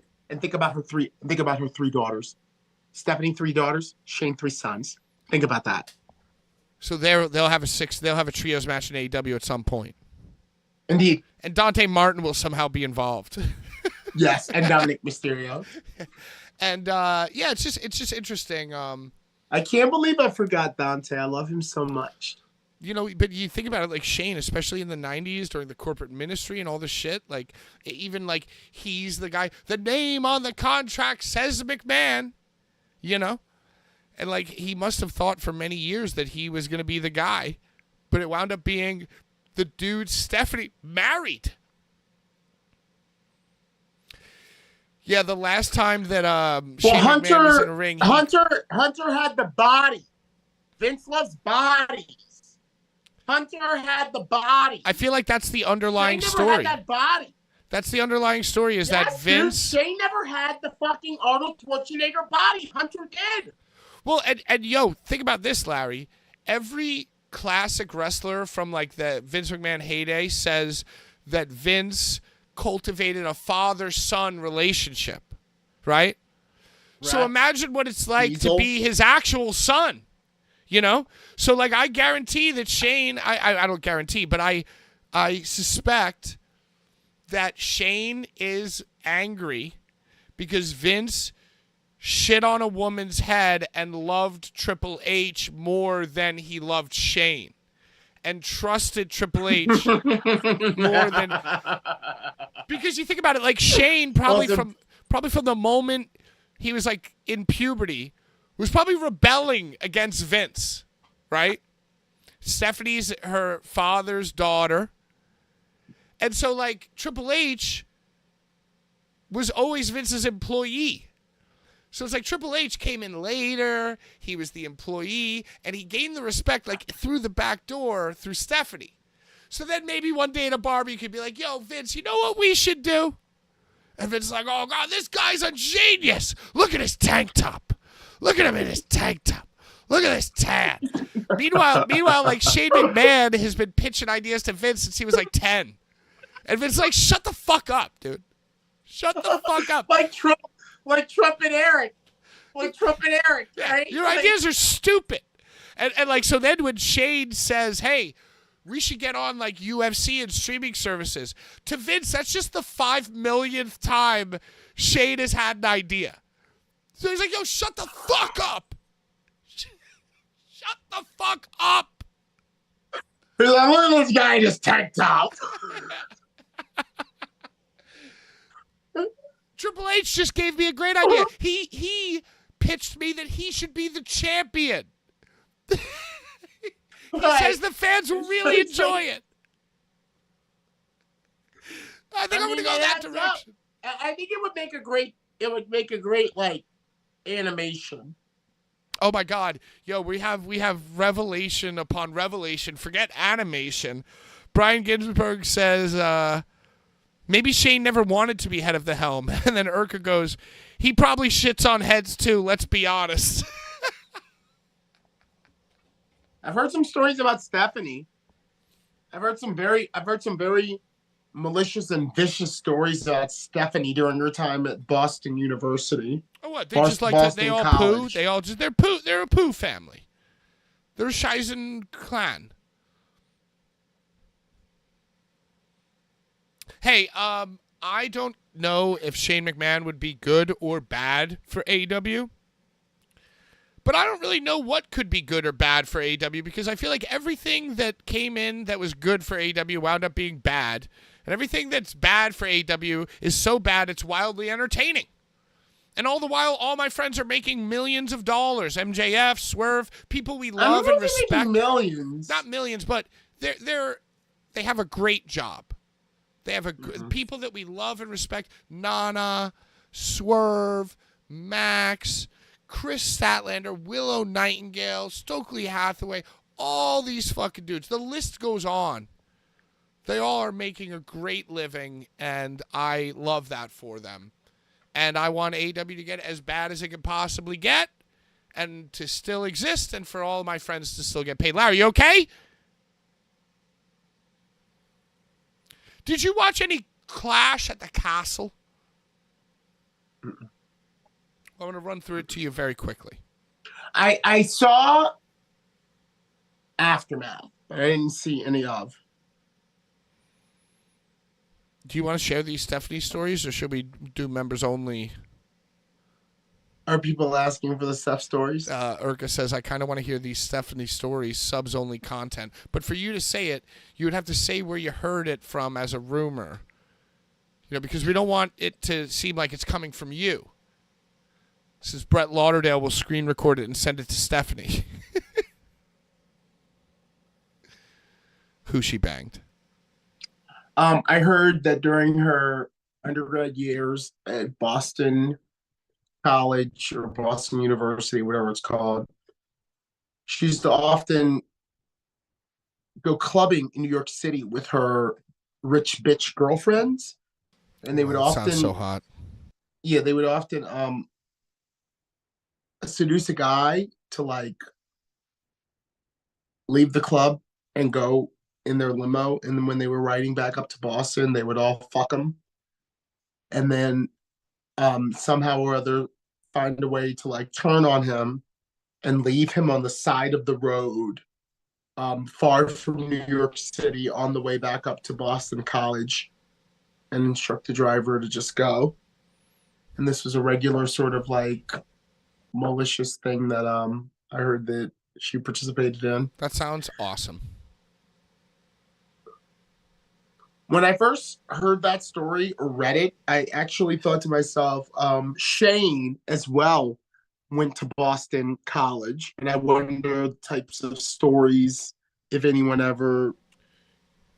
Yo, I mean, Larry, you know, if you think about the corporate ministry days, right? And whatever look was in Vince McMahon's eyes that we couldn't put our finger on, turned out to be sexual abuse and shitting on women's heads and abuse of power and all this shit, right? And Shane McMahon definitely had that same look in his eye, and he had a lot more vitality. He was about 25, you know what I mean? Like Vince was like 50, 55. God knows what he got up to. So I have no doubt that Shane McMahon terrorized a fucking Applebee's or two in his day. You know what I'm saying? I mean, the Mean Street Posse. I feel like Shane was really into hip hop. I feel like that I kind of got some sort of twinge that Shane and his rebellious was really into like hip hop and like black shit. Yeah, you know what? I think I hate Shane McMahon now because I'm thinking about him and I'm realizing that he is probably you know, because Vince McMahon turned out to be like the TV interpretation of a rich, sexually sadistic white guy. You know what I mean? It's like something you'd write in a movie. You know, like all this shit. So like I have no doubt that Shane has probably shared some of those genes, some of those memes. Hey, Yo, Larry, I was talking to a regular fan, like not a fan who pretty much stopped watching in 2010. Let's put it in those perspectives. A fan that like grew up on it but stopped watching around 2010, and they were like, "Yo, I'm glad that the girls aren't portrayed the same way that they were when I was growing up." And I was like, "Yeah, me too." But at the same time, think of like Trish Stratus's arc of now being like a bona fide wrestling icon, respected, but her origins as getting on her knees and barking like a dog. And then when you think of Triple H's theme song of "It's All About the Game" and how you play it, it's all about control and who's going to take it. It's like I don't mean to say the ends justify the means, but I kind of wonder if like the girl wrestlers now who are really good and start off really good are ever gonna like have that same kind of arc of like, remember her when she was just just walking Albert and Test out with huge greased up breasts to be in fucking an Hall of Famer. Yeah, but I feel like in Trish Stratus's case, you know, she's getting her flowers, but a large amount of the individual flowers in that bouquet is like, hey, sorry that had to happen to you. You know what I mean? Sorry that you had to endure that, you know? Yeah. And you think about somebody like Lita. Yeah. Like, think about somebody who like Lita, who was Who I used was and thinking of. abused as just as well. Like, a lot of the women in that time period were fucked with. Lita got the highest ratings of any broad. But that's the thing, like, you know, for a Hall of Fame or an appearance or whatever, they're honor them. But, like, I think the ones who stood up for themselves in the moment are regarded as, like, nah. Whereas Trish Stratus, like, ate the shit and played the game. And then, like, endured and endured and endured. And now, like, WWE has rewarded her, or even the fans, too, have rewarded her by rewriting history and making it seem like she was like a fucking pioneer of like women's in-ring action. Which she most certainly was not, Larry. You know? So I think part of her flowers are like, hey, sorry you had to bark like a dog and make out with Vince. Sorry that Vince like fixated on you throughout year. But I mean, when she was barking like a dog. Where's my arc? It the says in women- these movie writing books that every character has an arc. Where's my arc, Larry? When she was barking like a dog. Sagittarius, by the way, Trish Stratus, born on the same day as Stone Cold. Beautiful Canadian. When You remember Cass's? Sorry to interrupt you. I want to hear the story. You remember Cass's beautiful Canadian girlfriend? How could I forget her? Apparently, How could I forget her? she worked at a gym, and Trish Stratus was like in town and went to the gym, and she told me that Trish Stratus was the nicest human being. And this is a Canadian who deals with Canadians on a daily basis. Said that Trish Stratus was the nicest person she'd ever met. She was so nice. When Trish did the barking like a dog, we were like in Sable, Sunny, Marlena era. Well, it was towards the end. It was towards the end of that, but yeah. It was the end of it, but we still weren't really like Jackie, Ivory, Molly, Holly, Victoria, Jazz. We weren't there yet. So it's almost like what I said about fucking the motherfucker earlier tonight that crawled so the rest of them motherfuckers could run, Ron Simmons and Kofi. Had she have been like, no, I am woman, hear me roar. I'm not doing this for you. Who else would have taken that bullet for the rest of the girls to be like, no, Mickie James is coming. You know, fucking Candice Michelle is coming. But even they did their own. They all did their own. See, and Larry, it's almost like the WrestleMania or the Royal Rumble 2000 bikini contest, where Sable showed the handprints, and like all of them had like basically shoelace bikinis on. They're basically I was nude. there. So BB. if you look back at that, like that's the time that most fans like to focus on as like what would you call it? Like, I don't know, exploitative. But given the current climate, if you look back at that bikini contest, that shit was like empowering, right? Like just being basically hot and flaunting it and strutting your stuff TNA in like the 90s and early 2000s, that almost like ages better than what happened after Vince won. Like really the Ruthless Aggression era is bloodier, more lowbrow and more low class and more like sexually predatory. That's when Vince had no competition and he was like, yeah, Kiss My Ass Club, Bark Like a Dog. Oh, here, this segment, Stacy Keibler's going to dance on the desk for me. You know what I mean? It was like after he won the Oscar for Mr. McMahon, he won the shit. He had the monopoly. So now nobody else had any place to work. So it's like, okay, Stacy Keibler's going to fucking, you know, twerk on my face, and Trish Stratus is gonna bark like a dog and be my sexy secretary. So I'm not talking about 2000, 2001. In comparison, that shit is like, that shit holds up. Like Marlena was dragging around Goldust by a collar. Sable was like, no, Mark Merrow, fuck you, I'm gonna show my titties, you know. And the ringleader was, of course, the King, right? Even Deborah had like a fucking female empowerment, I'm going to show my titties arc. But then after Vince won, it was like, bark like a dog. You're my secretary that I fuck. And then 20 years later, it turns out that's what he is doing, dude. Am I making any sense? These surges are crazy, dude. Yeah, man, you are. That's why I'm listening. Bring out the Dolly tank top. I want the big man Dolly. You know what? I'm gonna make one specifically for you. Out. I'm gonna make one specifically for you. Hey, Larry, here's the question that's burning in the minds of every simp across the nation, myself included.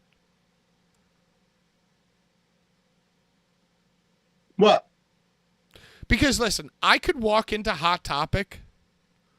You know, we're talking about a Hot Topic.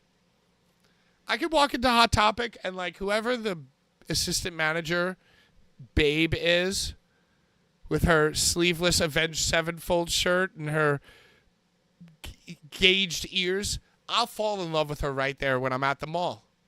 Larry, I'm sure you experience the same type of things, being a huge-hearted, three-legged Sagittarius. Yeah, and then I'll go across the mall, man, and I'll go to Urban Outfitters. And I'll fall in love with the girl from Urban Outfitters. Then I'll go to Hollister, dude. I'll go to Hollister, American Eagle, Forever 21, Norm, Z100 stores, right?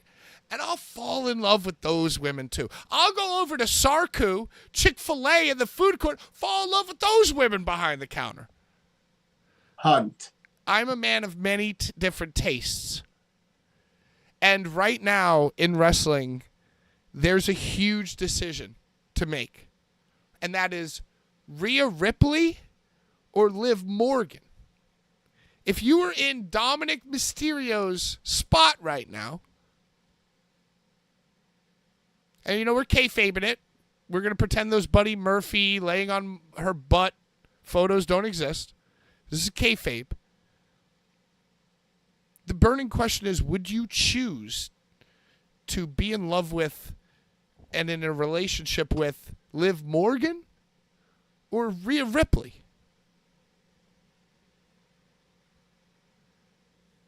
I don't harass them. I shop and fall in love from afar, Urka. Thank you very much. I suffer in silence. And I do these podcasts to just, you know, to let it out. And also, I haven't been to the mall in like 10 years. So, Larry, Liv Morgan or Rhea Ripley? Break it down for me.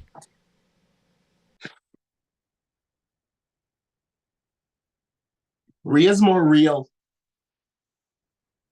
I want real. I want Liv.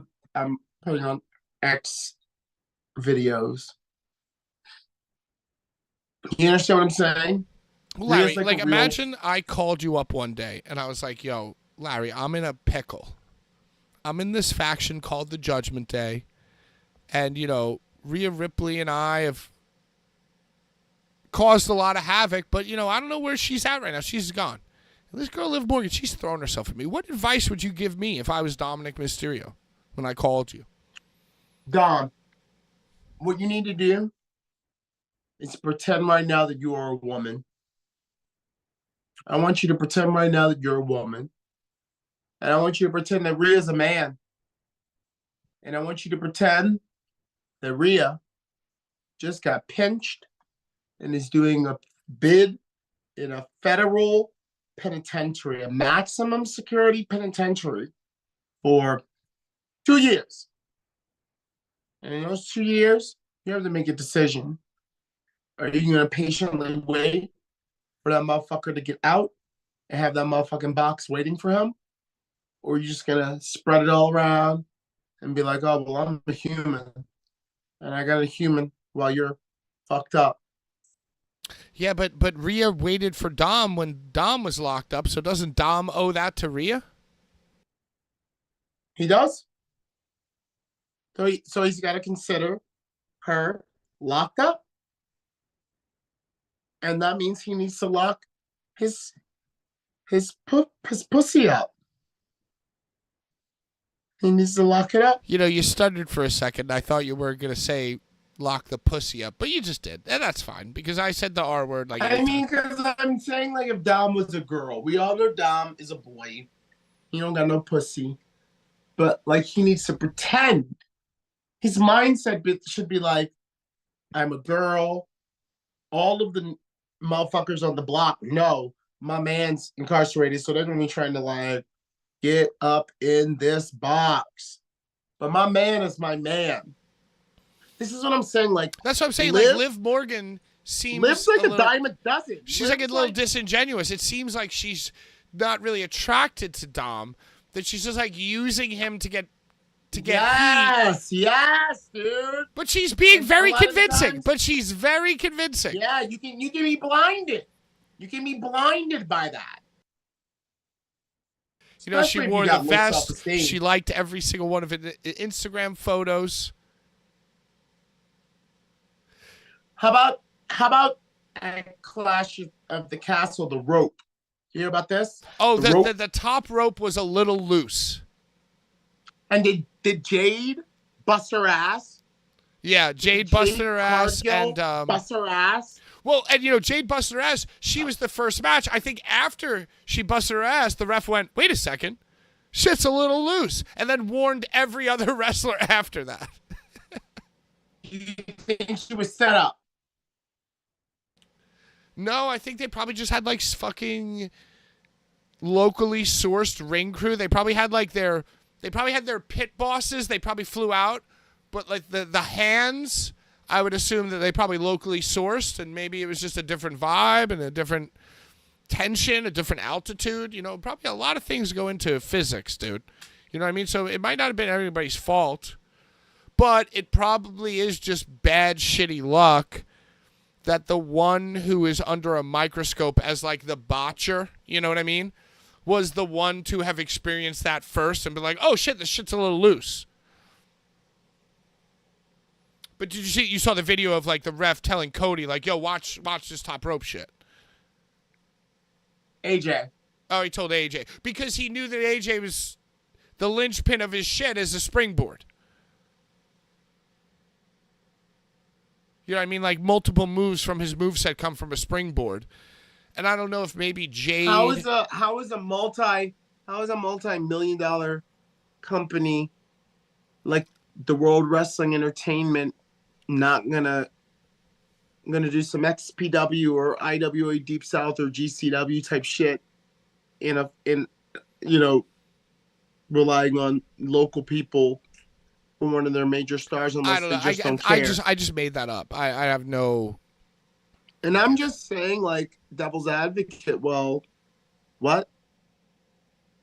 Yo, but, you know, you saw, like, the tension, and the ref's like, oh, it's a little loose, but it was still tighter than, like, 9 out of 10 indie rings. It was still, like, so nice. It was still, like, perfect conditions, you know? Not ICW. They use chains. You hear they're supposed to be coming back now. Mm-hmm. Almost ready. They never went away. They never went away. Yeah, they barely even went away, dude. Are we implying sabotage? Maybe.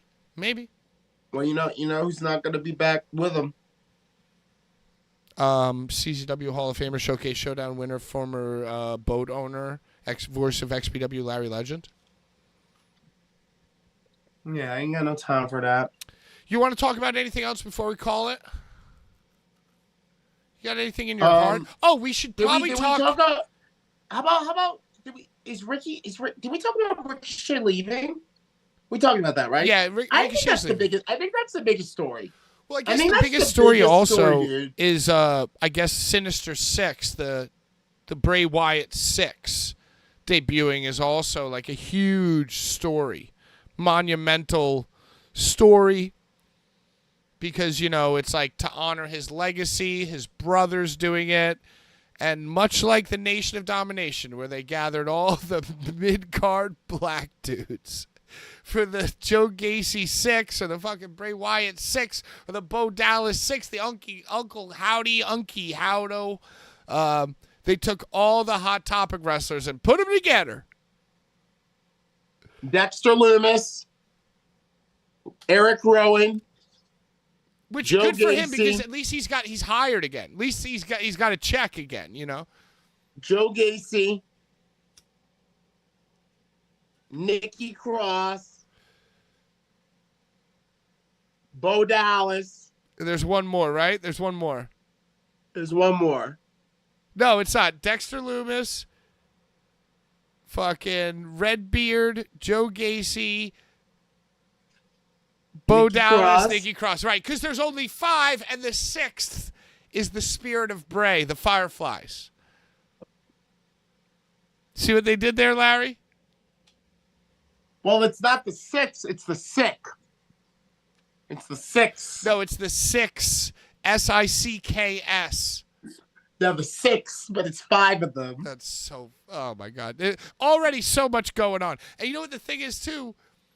It's like bulletproof, because nobody is going to come out and say that it's lame, because it's honoring the member brains of Bray Wyatt. No, bro. Wasn't there an LA Knight? Was Bray Wyatt's last match that match against LA Knight? I believe it was the Mountain Dew With, Code like- Black. Black oil, And then, black like- fluid. Did like Uncle Howdy like elbow drop Bray Wyatt through the stage or something? Yeah. Well, they fought in all black lights. They fought in like the purple black lights, like, you know, the thing that you would use to see cum stains. Come. Yeah. And then Bray Wyatt took off his outfit and revealed that he had cum paint all over him, neon cum paint. And then I guess like they were fighting atop like a camera like rig. And then like Bray Wyatt like vanished, but then like Uncle Howdy in the top hat Uncle Howdy appeared. and like And Spanish he did the flied drop. LA Knight through the mattress or something. But he didn't actually hit him. He just hit it and exploded. Right, and then the they exploded. They LA were Knight like fell in the spark. hole. Yeah, you know, and like the reason why I'm sad that Bray Wyatt is dead is because now I feel mean speaking honestly about how lame everything he ever did was. Right. Not at first. Not at first. Not at first, the Cape Larry. Fear, not the original Cape Fear Hawaiian shirt Fedora Bray, bro. Yeah, Not rocking him, bro. chair, Not the like yes, down Bray. down by the bayou. Yes, that Yeah. motherfucker was lit, bro. Yeah, that shit was 2014, fucking dope. 2015. That was. Yeah. You're absolutely right, Larry. You're absolutely right. His But great. even The that- greatest match was when the Shield fought them. Remember when the Shield? See, but even that finally I fought thought was them? lame. Even that I thought was lame because like his promos and his like aura and essence in those time and at those times was like unparalleled. But then like once the bell rang and they had to do like a trios match, it's like, come on, who fucking cares, dude? And you know what should have happened? Bray Wyatt should have beaten the Undertaker in 2017, and Agreed. Agreed. and fucking Undertaker won, only to lose to Roman Reigns. So like Bray Wyatt should have taken the mantle of the Undertaker right there in 2000 whatever 16, 17. I For all the disagree with you mistakes- that. I'm sorry, go But ahead. I disagree with you that Shield Wyatt family match was buns, bro. That shit was It lit. was buns. I'm so happy you said buns because that's the word I was looking for. It was fucking buns, dude. Nah, dude, that shit was lit. And you know what? Mox. And it's tragic. Mox. Come on, Brody. It really is tragic that like this guy's ideas were like amputated by Vince McMahon. So it's almost like the same like the Trish Stratus thing, dude. It's almost like a few of those flowers in that bouquet are to make up for how badly we treated you while you were doing your thing. Just like Trish Stratus, a few of those flowers or have some like, sorry you had to bark like a dog in them. A few of those flowers in the Bray Wyatt bouquet are like, sorry that Vince McMahon made you a melted marshmallow at the end. You know what I mean? It's almost a little bit of a counter, like a what do they call it? Retcon.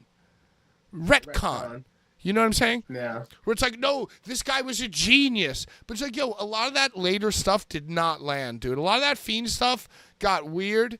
And if you want to blame Vince, that's fine. But Uncle Howdy, to me, represents the lamest time in Bray Wyatt's run. Uncle Howdy? Really? Come on, dude.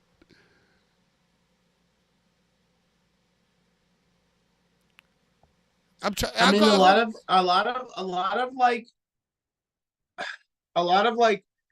not wrestling fans like that Firefly Funhouse thing, bro. Like I dated someone that did not like wrestling, but when the Firefly Funhouse came on, they were like watching, and I'm like, oh, this shit is stupid. Like you like the dumbest thing, but bro,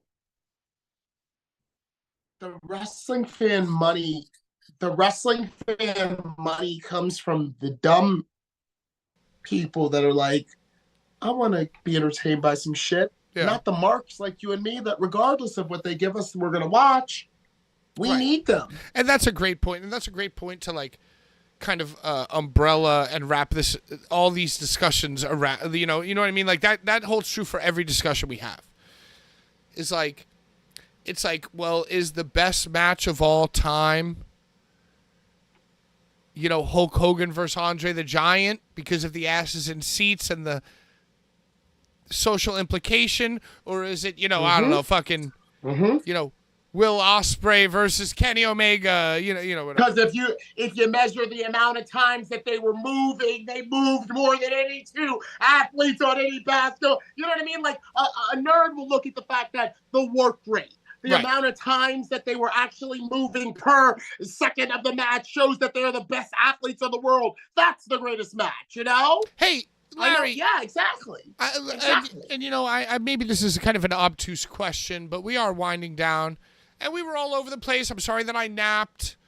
I'm sorry, we don't care. But I've had a great time. I hope you liked it. I hope that everybody at home liked it. I had a great time with you, Larry. I hope you had a great time. I always have a good time with you. I miss Joe in tuning in, but Yeah, I'm putting you to work now. I'm a Hall of Famer. Well, listen, if you ever wanted to take a week off, you could. I'm not going to ever hold you to any kind of. Hey, but how about this? Talk about all these matches. Talk about all this shit. And I love getting your opinion. Earlier, I got your opinion on your greatest faction, your favorite faction. What's like your favorite match? Like single, favorite, perfect match that you've ever fucking witnessed in your life? Whether it's in person because you announced it and that gives it extra points, or as a kid, maybe it holds some fucking member berry value. What's like the match? What is the match for you? I have a few in my mind. I never even really think about it like this, but I want to talk to you about it before we leave. I mean, I'm a mark, y'all. I'm a mark. And the match that made me get involved was Cactus Jack versus Triple H at Royal Rumble 2000 in Madison Square Garden. That is the match that after I saw it, I was like, dude, fuck this. I'm not just paying money for this anymore. I'm getting involved. So for the implications of the fact that that's what led me to even meet Ruckus, that match even led me to fucking meet Ruckus, who introduced me to CZW and Masada and XPW and everything that would come from it. It's got to be Triple H versus Mick Foley. Oh, my God. Royal Rumble 2000, which I witnessed with my best friend, Craig. Yo, it's so funny that you said that, because that was literally the match that I had in my mind as well. Like, and I was watching long before. You know, I was watching probably 10 years prior. But, like, right there in that moment of Royal Rumble 2000, I had read Mick Foley's book. I had understood enough, but still a lot was a mystery to me. And that was the perfect match for where my knowledge was at the time. Now, if I had been born 5 years earlier, Hell in a Cell Mick Foley might have been it. Because I remember, like, having, like, that might be the first thing that gave me a panic attack was Mick Foley Hell in a Cell 98.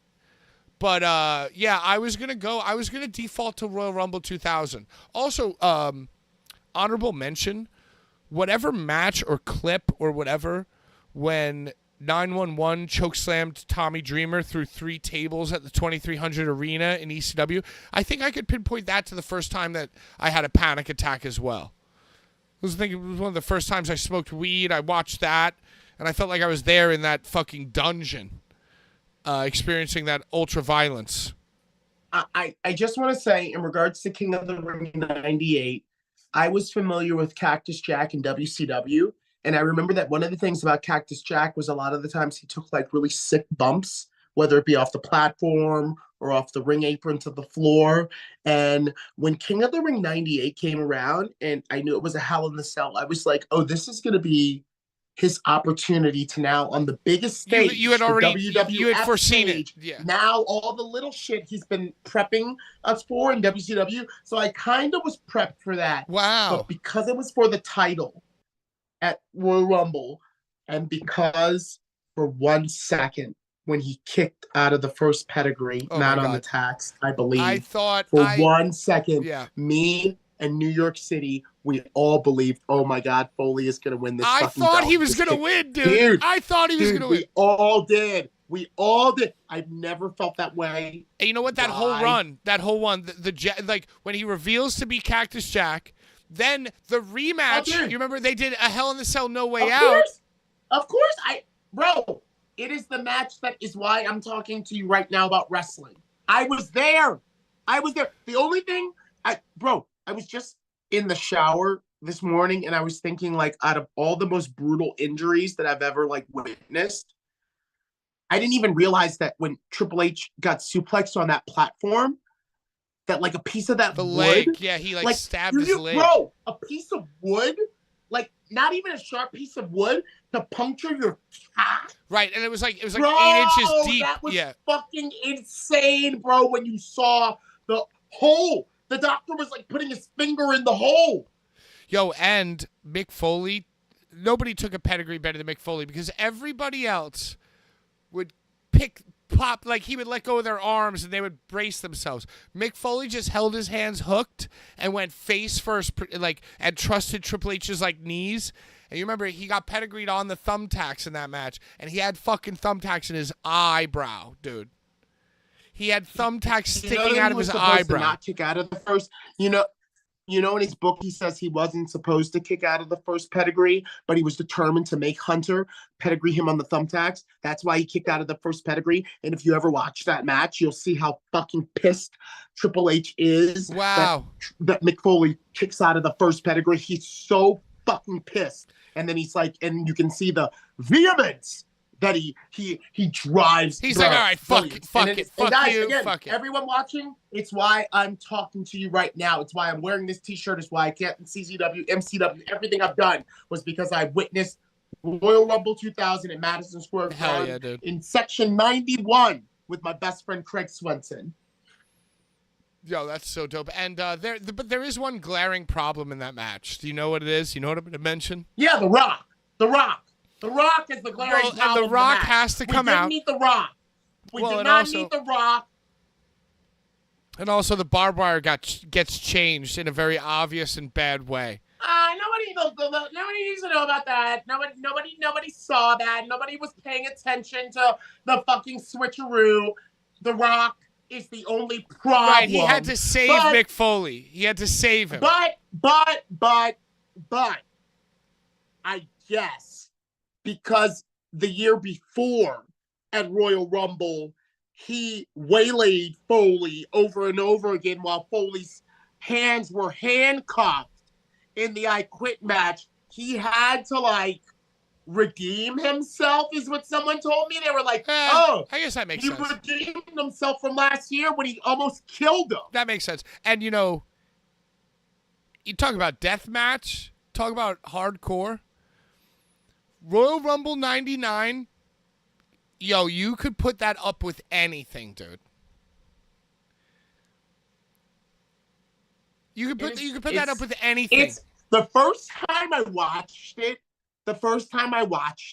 I was like closing my eyes. I was like literally. I closed my eyes for Hell in the Cell. I closed my eyes the year before. The way that Colette was. I couldn't see Colette. You know, they weren't focusing on her in the crowd. We didn't get to see her until beyond the mat. But the way that she was like, oh my God, no! Like, I was that way. I was that way for the Hell in the Cell 98. When he pulled out the thumbtacks, I got slammed to the thumbtacks, I turned to my friend Pete, who was my next-door neighbor 3 doors down, who I played all the No Mercy games with, and I said, this is sick! I don't think I can handle this. This is the first time that I saw thumbtacks in that 98 thing. You know, like I was like a noob. You know, I wasn't tape trading by 98. The King of the Ring is what made me research his lore. I mean, I knew of death matches. I knew of death matches because of the magazines. I knew and back then they didn't even claim it on WWE TV. Only later did they show his lore. After the King of the Ring is when they started going into his lore to bring Cactus Jack to life and Dude Love to life. Right, and then and that's part of it too. Like that Rumble 2000, they showed clips from him and Terry Funk. And it's like, yo, this is what this guy's been doing. This is why he's Mankind. Which I kind of knew. This is what I'm saying. The reason King of the Ring 98 was not as shocking to me or not as cathartic of a moment to me is, like, as a wrestling fan, I was cognizant of you already knew. WCW is like where you start. WWF is where you get to. And since he was wrestling The Undertaker, I was like, oh, dude, he's going to do all of the shit that he kind of did in WCW, but on the biggest stage, so it's going to be bigger than we've ever seen. Right. I kind of knew what was going to happen at King of the Ring 98 was going to happen when I entered that match. Well, and that makes sense, too, because he was the only one in WCW taking, like, flatbacks from the apron to, like, the concrete and shit. Yes, bro. Like, he took... Yes. What's that match? It's like a tag match. It's him and Max Payne versus the Nasty Boys. The Nasty Boys. And he takes a flat back from the ramp to the concrete. Yes. Bro. I didn't want to like WCW, but Cactus Jack and Max Payne or whatever he was called. I think his legal name is Fat Chris Canyon. R.I.P. Chris Canyon. Probably R.I.P. Max Payne, honestly. If we're No, Max Payne is still alive. Man, all right. Still alive. Thoughts and prayers. Yeah.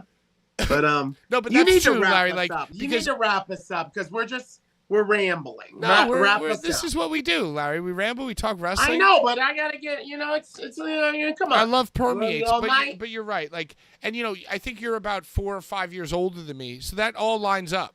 Is that like? It took me, like, you had Mick Foley's lore on lock. I knew, bro. Going into King of the Ring. I didn't even realize when he debuted as Mankind that he was Cactus Jack. I also did not realize that Dustin Rhodes was Goldust, and I didn't realize that Savio Vega was Quang. Oh shit! I'm learning that for the first time ever too. Hey, I was suffering from heat stroke and was asleep until like 7:58, and I just want to say that once we met up on Zoom, started chatting wrestling, time goes by so fast, dude. Like, I could do a 4-hour with you, dude. I just have shit to do. Hey, I need to put you on the spot, though, real quick before we leave. Because I need you to tell this Joe Gacy story, dude.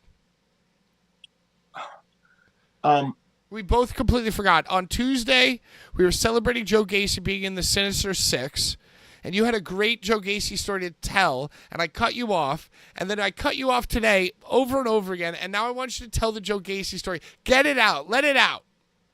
All I'm gonna say is that when I was asked to do the stunt with Joe Gacy, which is one of my most legendary moments in the history of my career, a moment that I think kind of solidified my membership into the Hall of Fame.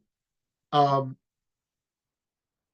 fan who will remain nameless said to me, "Why are you doing this for him?" As in, like, why are you not letting Masada or Tremont or DJ or someone like that is like a deathmatch icon? And for those of you at home who don't know what Larry's referring to, Larry took a Death Valley Driver. Joe Gacy ripped Larry's tuxedo off to that he was barebacked and fucking Death Valley Drivered him into a barbed wire board in the corner, in which he had to be cut out of. They brought the jaws of life, dude. It was a serious situation. Sorry, I just wanted to catch everybody. So someone asked me, why did you do that for him? They were like, why did you do that for him? Like, he's not worthy, essentially, is what they were saying. And I was like, oh, he will be. I was like, he will be. I was like, you mark my words. He's going to go far. He's not going to quit. And I want to kind of give him that smack on the back to be like, we believe in you, motherfucker. I'll even do something that I've never even done in my career. I will do hardcore bareback never done for you before, never done since. That you're that motherfucker. And you like, did wow. get your payback and a nice little payoff. You did. I helped Ricky Shane Page win the championship for the first time. Yeah, you fucked Joe when it was most important to him. And you know what, Larry, you're right. Like, Joe ain't like a wrestler. Before we went on the air, we're talking about all these Leos that we know, how they lie and use, and how a lot of people in wrestling, everything they say to you is really just to like. I believe Joe's also a Leo, but. Oh, well, then fuck my whole fucking then. I don't know. I don't know. Well, then he's been pulling the wool over my eyes the entire time. But you know what I'm saying? Like, I've always gotten like a genuine, nice. Like, the guy's, he's just a nice fucking guy, dude. He's like a good old boy who was born a little too north. You know what I mean? He's like a simple man. Do you know what he is? Tell me. He's a motherfucker whose last name is a gem.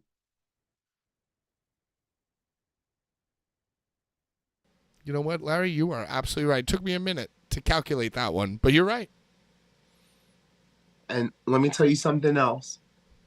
There's another very infamous person whose last name also is shared by that family. Are you talking about who I think you're talking about? I mean, have you ever heard of another more infamous or famous Ruby? Imagine having a last name Ruby. That's so fucking cool. Yeah, it's red. It's blood. It's blood. And we love to drink red wine, a.k.a. We love to drink blood. red wine and pretend that it's the let us proclaim the mystery of faith. Christ has died. Christ has risen. Christ will come again. My son, my son, my son. And then you know what they do? Then they have the bus boys or whatever, like, ring the bell behind their back. Like, they hide the bell, like, to make it seem like there's just a bell ringing. Yeah. Yeah. I like the incense. I like the incense. Oh, like the myrrh. The frankincense and the myrrh. Yeah. That's some Papa Sango shit, dude. And you know, back in the day, they would pour the blood in your mouth. You would kneel. Don't make your mouth. Well, only old school. Only the hardcores. The hardcores have you put the wafer right in their mouth, dude. They don't even want to touch them. Yeah. Yo, I grew up watching my grandpa, who was like a naval fucking captain. The most like masculine, quiet, like strong. He'll just beat all his kids' asses. Type of dude. Go up to church and be like, a child, a lamb. Pat, a lamb. Bleh. A lamb. Bleh. Yeah. Like, what are you doing, Grandpa? What are you doing? Yeah. This is how you do it, son. Bleh. Transfixiation. Yeah. Yo, and It's you so know, weird. and so every year, me and my family would go up to like the Adirondacks and like rent a cabin. It was like a family tradition, right? When my grandparents were still alive. So we'd go for 2 weeks. It would be like grandma, grandpa, me and mom, and like uncles and aunts, right? And their kids. But grandpa was so militant, dude, that we would find like a church like around there. Of course. And Not every even your Sunday parish. morning, it's like we got Not even your parish. we got two, and yo, he would go like, and all of a sudden he'd be like reading some shit. He'd be like up there. He was like a guardrail crosser, dude. You know what I mean? He was like a guardrail hopper. He was like Devout. the King's Road of Devout. like fucking religion, dude. You know what I'm Well, I saying? mean, when you're military, that's their hand in glove. Well, Those you know, go- and Larry actually, you know, I feel like he was on a ship that got like torpedoed and sank. And I feel like after that, he found like naval religion. So it's some crazy shit. Anyway, so we go up to this like upstate church. You know, we're on vacation for 10 days. We got to go to church 2 days. It's like, come on, dude. I should be on the beach, right? We all hated it, but we did it for Grandpa. You don't get beach time. You gotta praise the Lord. So, you know, in Queens, you had the wafer. And there must be like a factory somewhere. It's probably the same factory that makes like fortune cookies. They make these like wafers, right? the white with the cross. Yeah, and yeah. So that was the like little bird always what I ate, right? Mm-hmm. As a Catholic school student. Yeah. But then upstate, they had like a piece of bread, dude. They had like some homemade like bread that one of like the nuns or whoever the fuck would make, and it was like cut into like little pieces, right? So you'd eat this bread at this upstate flesh. church, right? The flesh. But then I swear to God, like, and you know, and after everybody gets communion, you go pray. Like that's like the most important prayer is after you eat the bread, you know. So and you know, like as far as the production of mass goes, you know, like the priest, the fucking altar boys, they're setting up like the next segment, you know, like everybody else is praying, right, and they're setting up the next segment, you know, right. And I swear to God, I'll never forget the priest, the guy who ran the thing. Like there was like leftover bread, you know, there was like leftover communion bread, and like the fucking altar boys and like the deacons and whoever the nun or whoever the fuck was really, and he goes, and like they were all like eating it like leftovers, like chips. He was like, oh, dig in. You know, he's like, He's like, You know, like, because at that point it just became bread. So he's like, oh, we can't waste this bread. Delicious. So everybody was like eating. It's like the priest, it's like, who says that these guys get to eat 3 or 4 or 5 pieces of the flesh? Patrick, you, like me, are the embodiment of the Apostle Peter, who always used to question. He didn't betray like Judas. Judas betrayed, but Peter always questioned. And Patrick, I swear to you on everything that I believe in, I as well used to watch the priest and the altar boys gobble up the last Right, wafers. like it's just food now. It's just food. And furthermore, hold on, the priest would turn the cup up. Whenever we got to the Kill wine, that he would shit. drink it right there in front of us, and I'd be like, "He's getting drunk."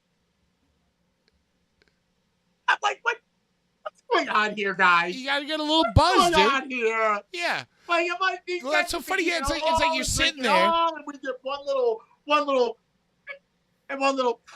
and they get. Yeah, fuck it. Yeah, fuck it.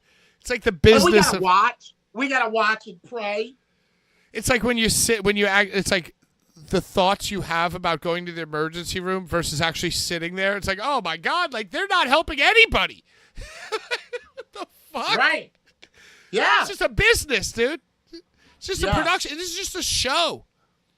Yo, and Larry, you know, think about it. I haven't been to church, dude, in so many years. And yeah, we're going off the rails, but this is what this show's all about. This is the spice that you get when you have 2 old fucking friends chatting. But, yeah, I always used to look at, like, the production, like, because, you know, it's like you're looking at the stage. So, like, an older person as a form of like meditation and fucking ritual. Like, you know, they're immersing themselves in it. But I'm just like a young kid, so I'm like, what are they doing back there? What are they? They're switching books. Yeah. They're switching lights. Like, what? Why is the organ guy doing this song right now? Like, you know, like I'm thinking about it like as a production. And like, what a production is. And Larry, you want to talk about us spinning in counter circles separated by gender at Brian's wedding as a ritual? Think about these fucking the architecture, the geometric fucking like energies and powers. And then you're in collective consciousness. Everyone around you is like believing. So like if everyone around you is thinking that this is the blood, how is it not the blood? Because when I was a kid, I was like, you know, when I wanted to argue, when I used to argue a lot, I'd be like, this isn't the blood. But now I look back and I'm like, yo, that might have been the blood, dude. Bro, think about the archway that everyone enters into most churches. Think about that archway.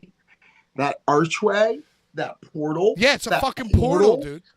Yes, dude. And once you enter into it, if you can ride the wave of the collective consciousness, then like it's like magic with a K. Well, and it's not unlike going to like a hot yoga class with rhythmic music playing and rich, you know, like teachings of some. It's just very fucking interesting, honestly, you know.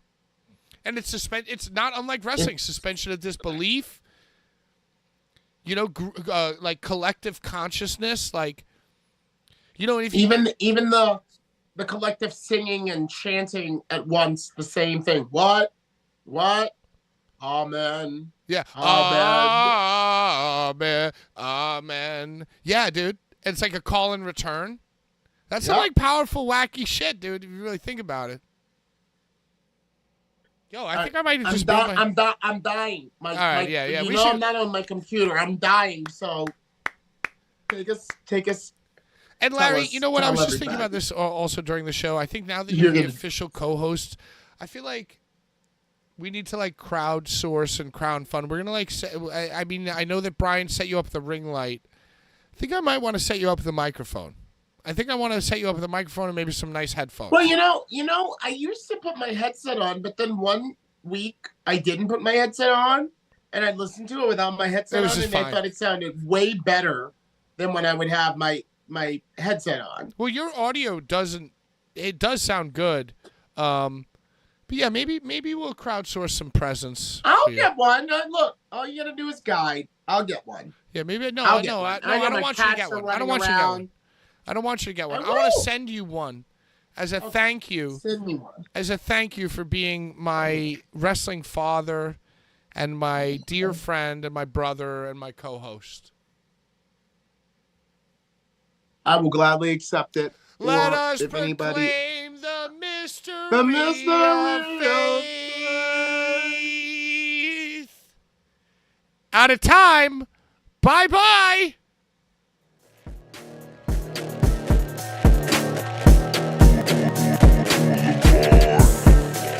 Well, just discovered that the new ending to this show is religious. Some more push-ups. You were like, you look so buff. We gotta start doing more push-ups.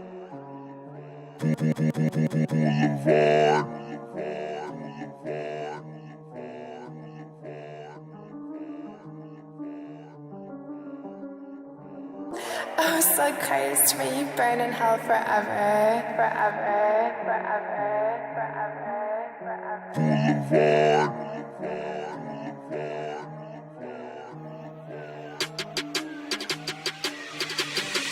forever.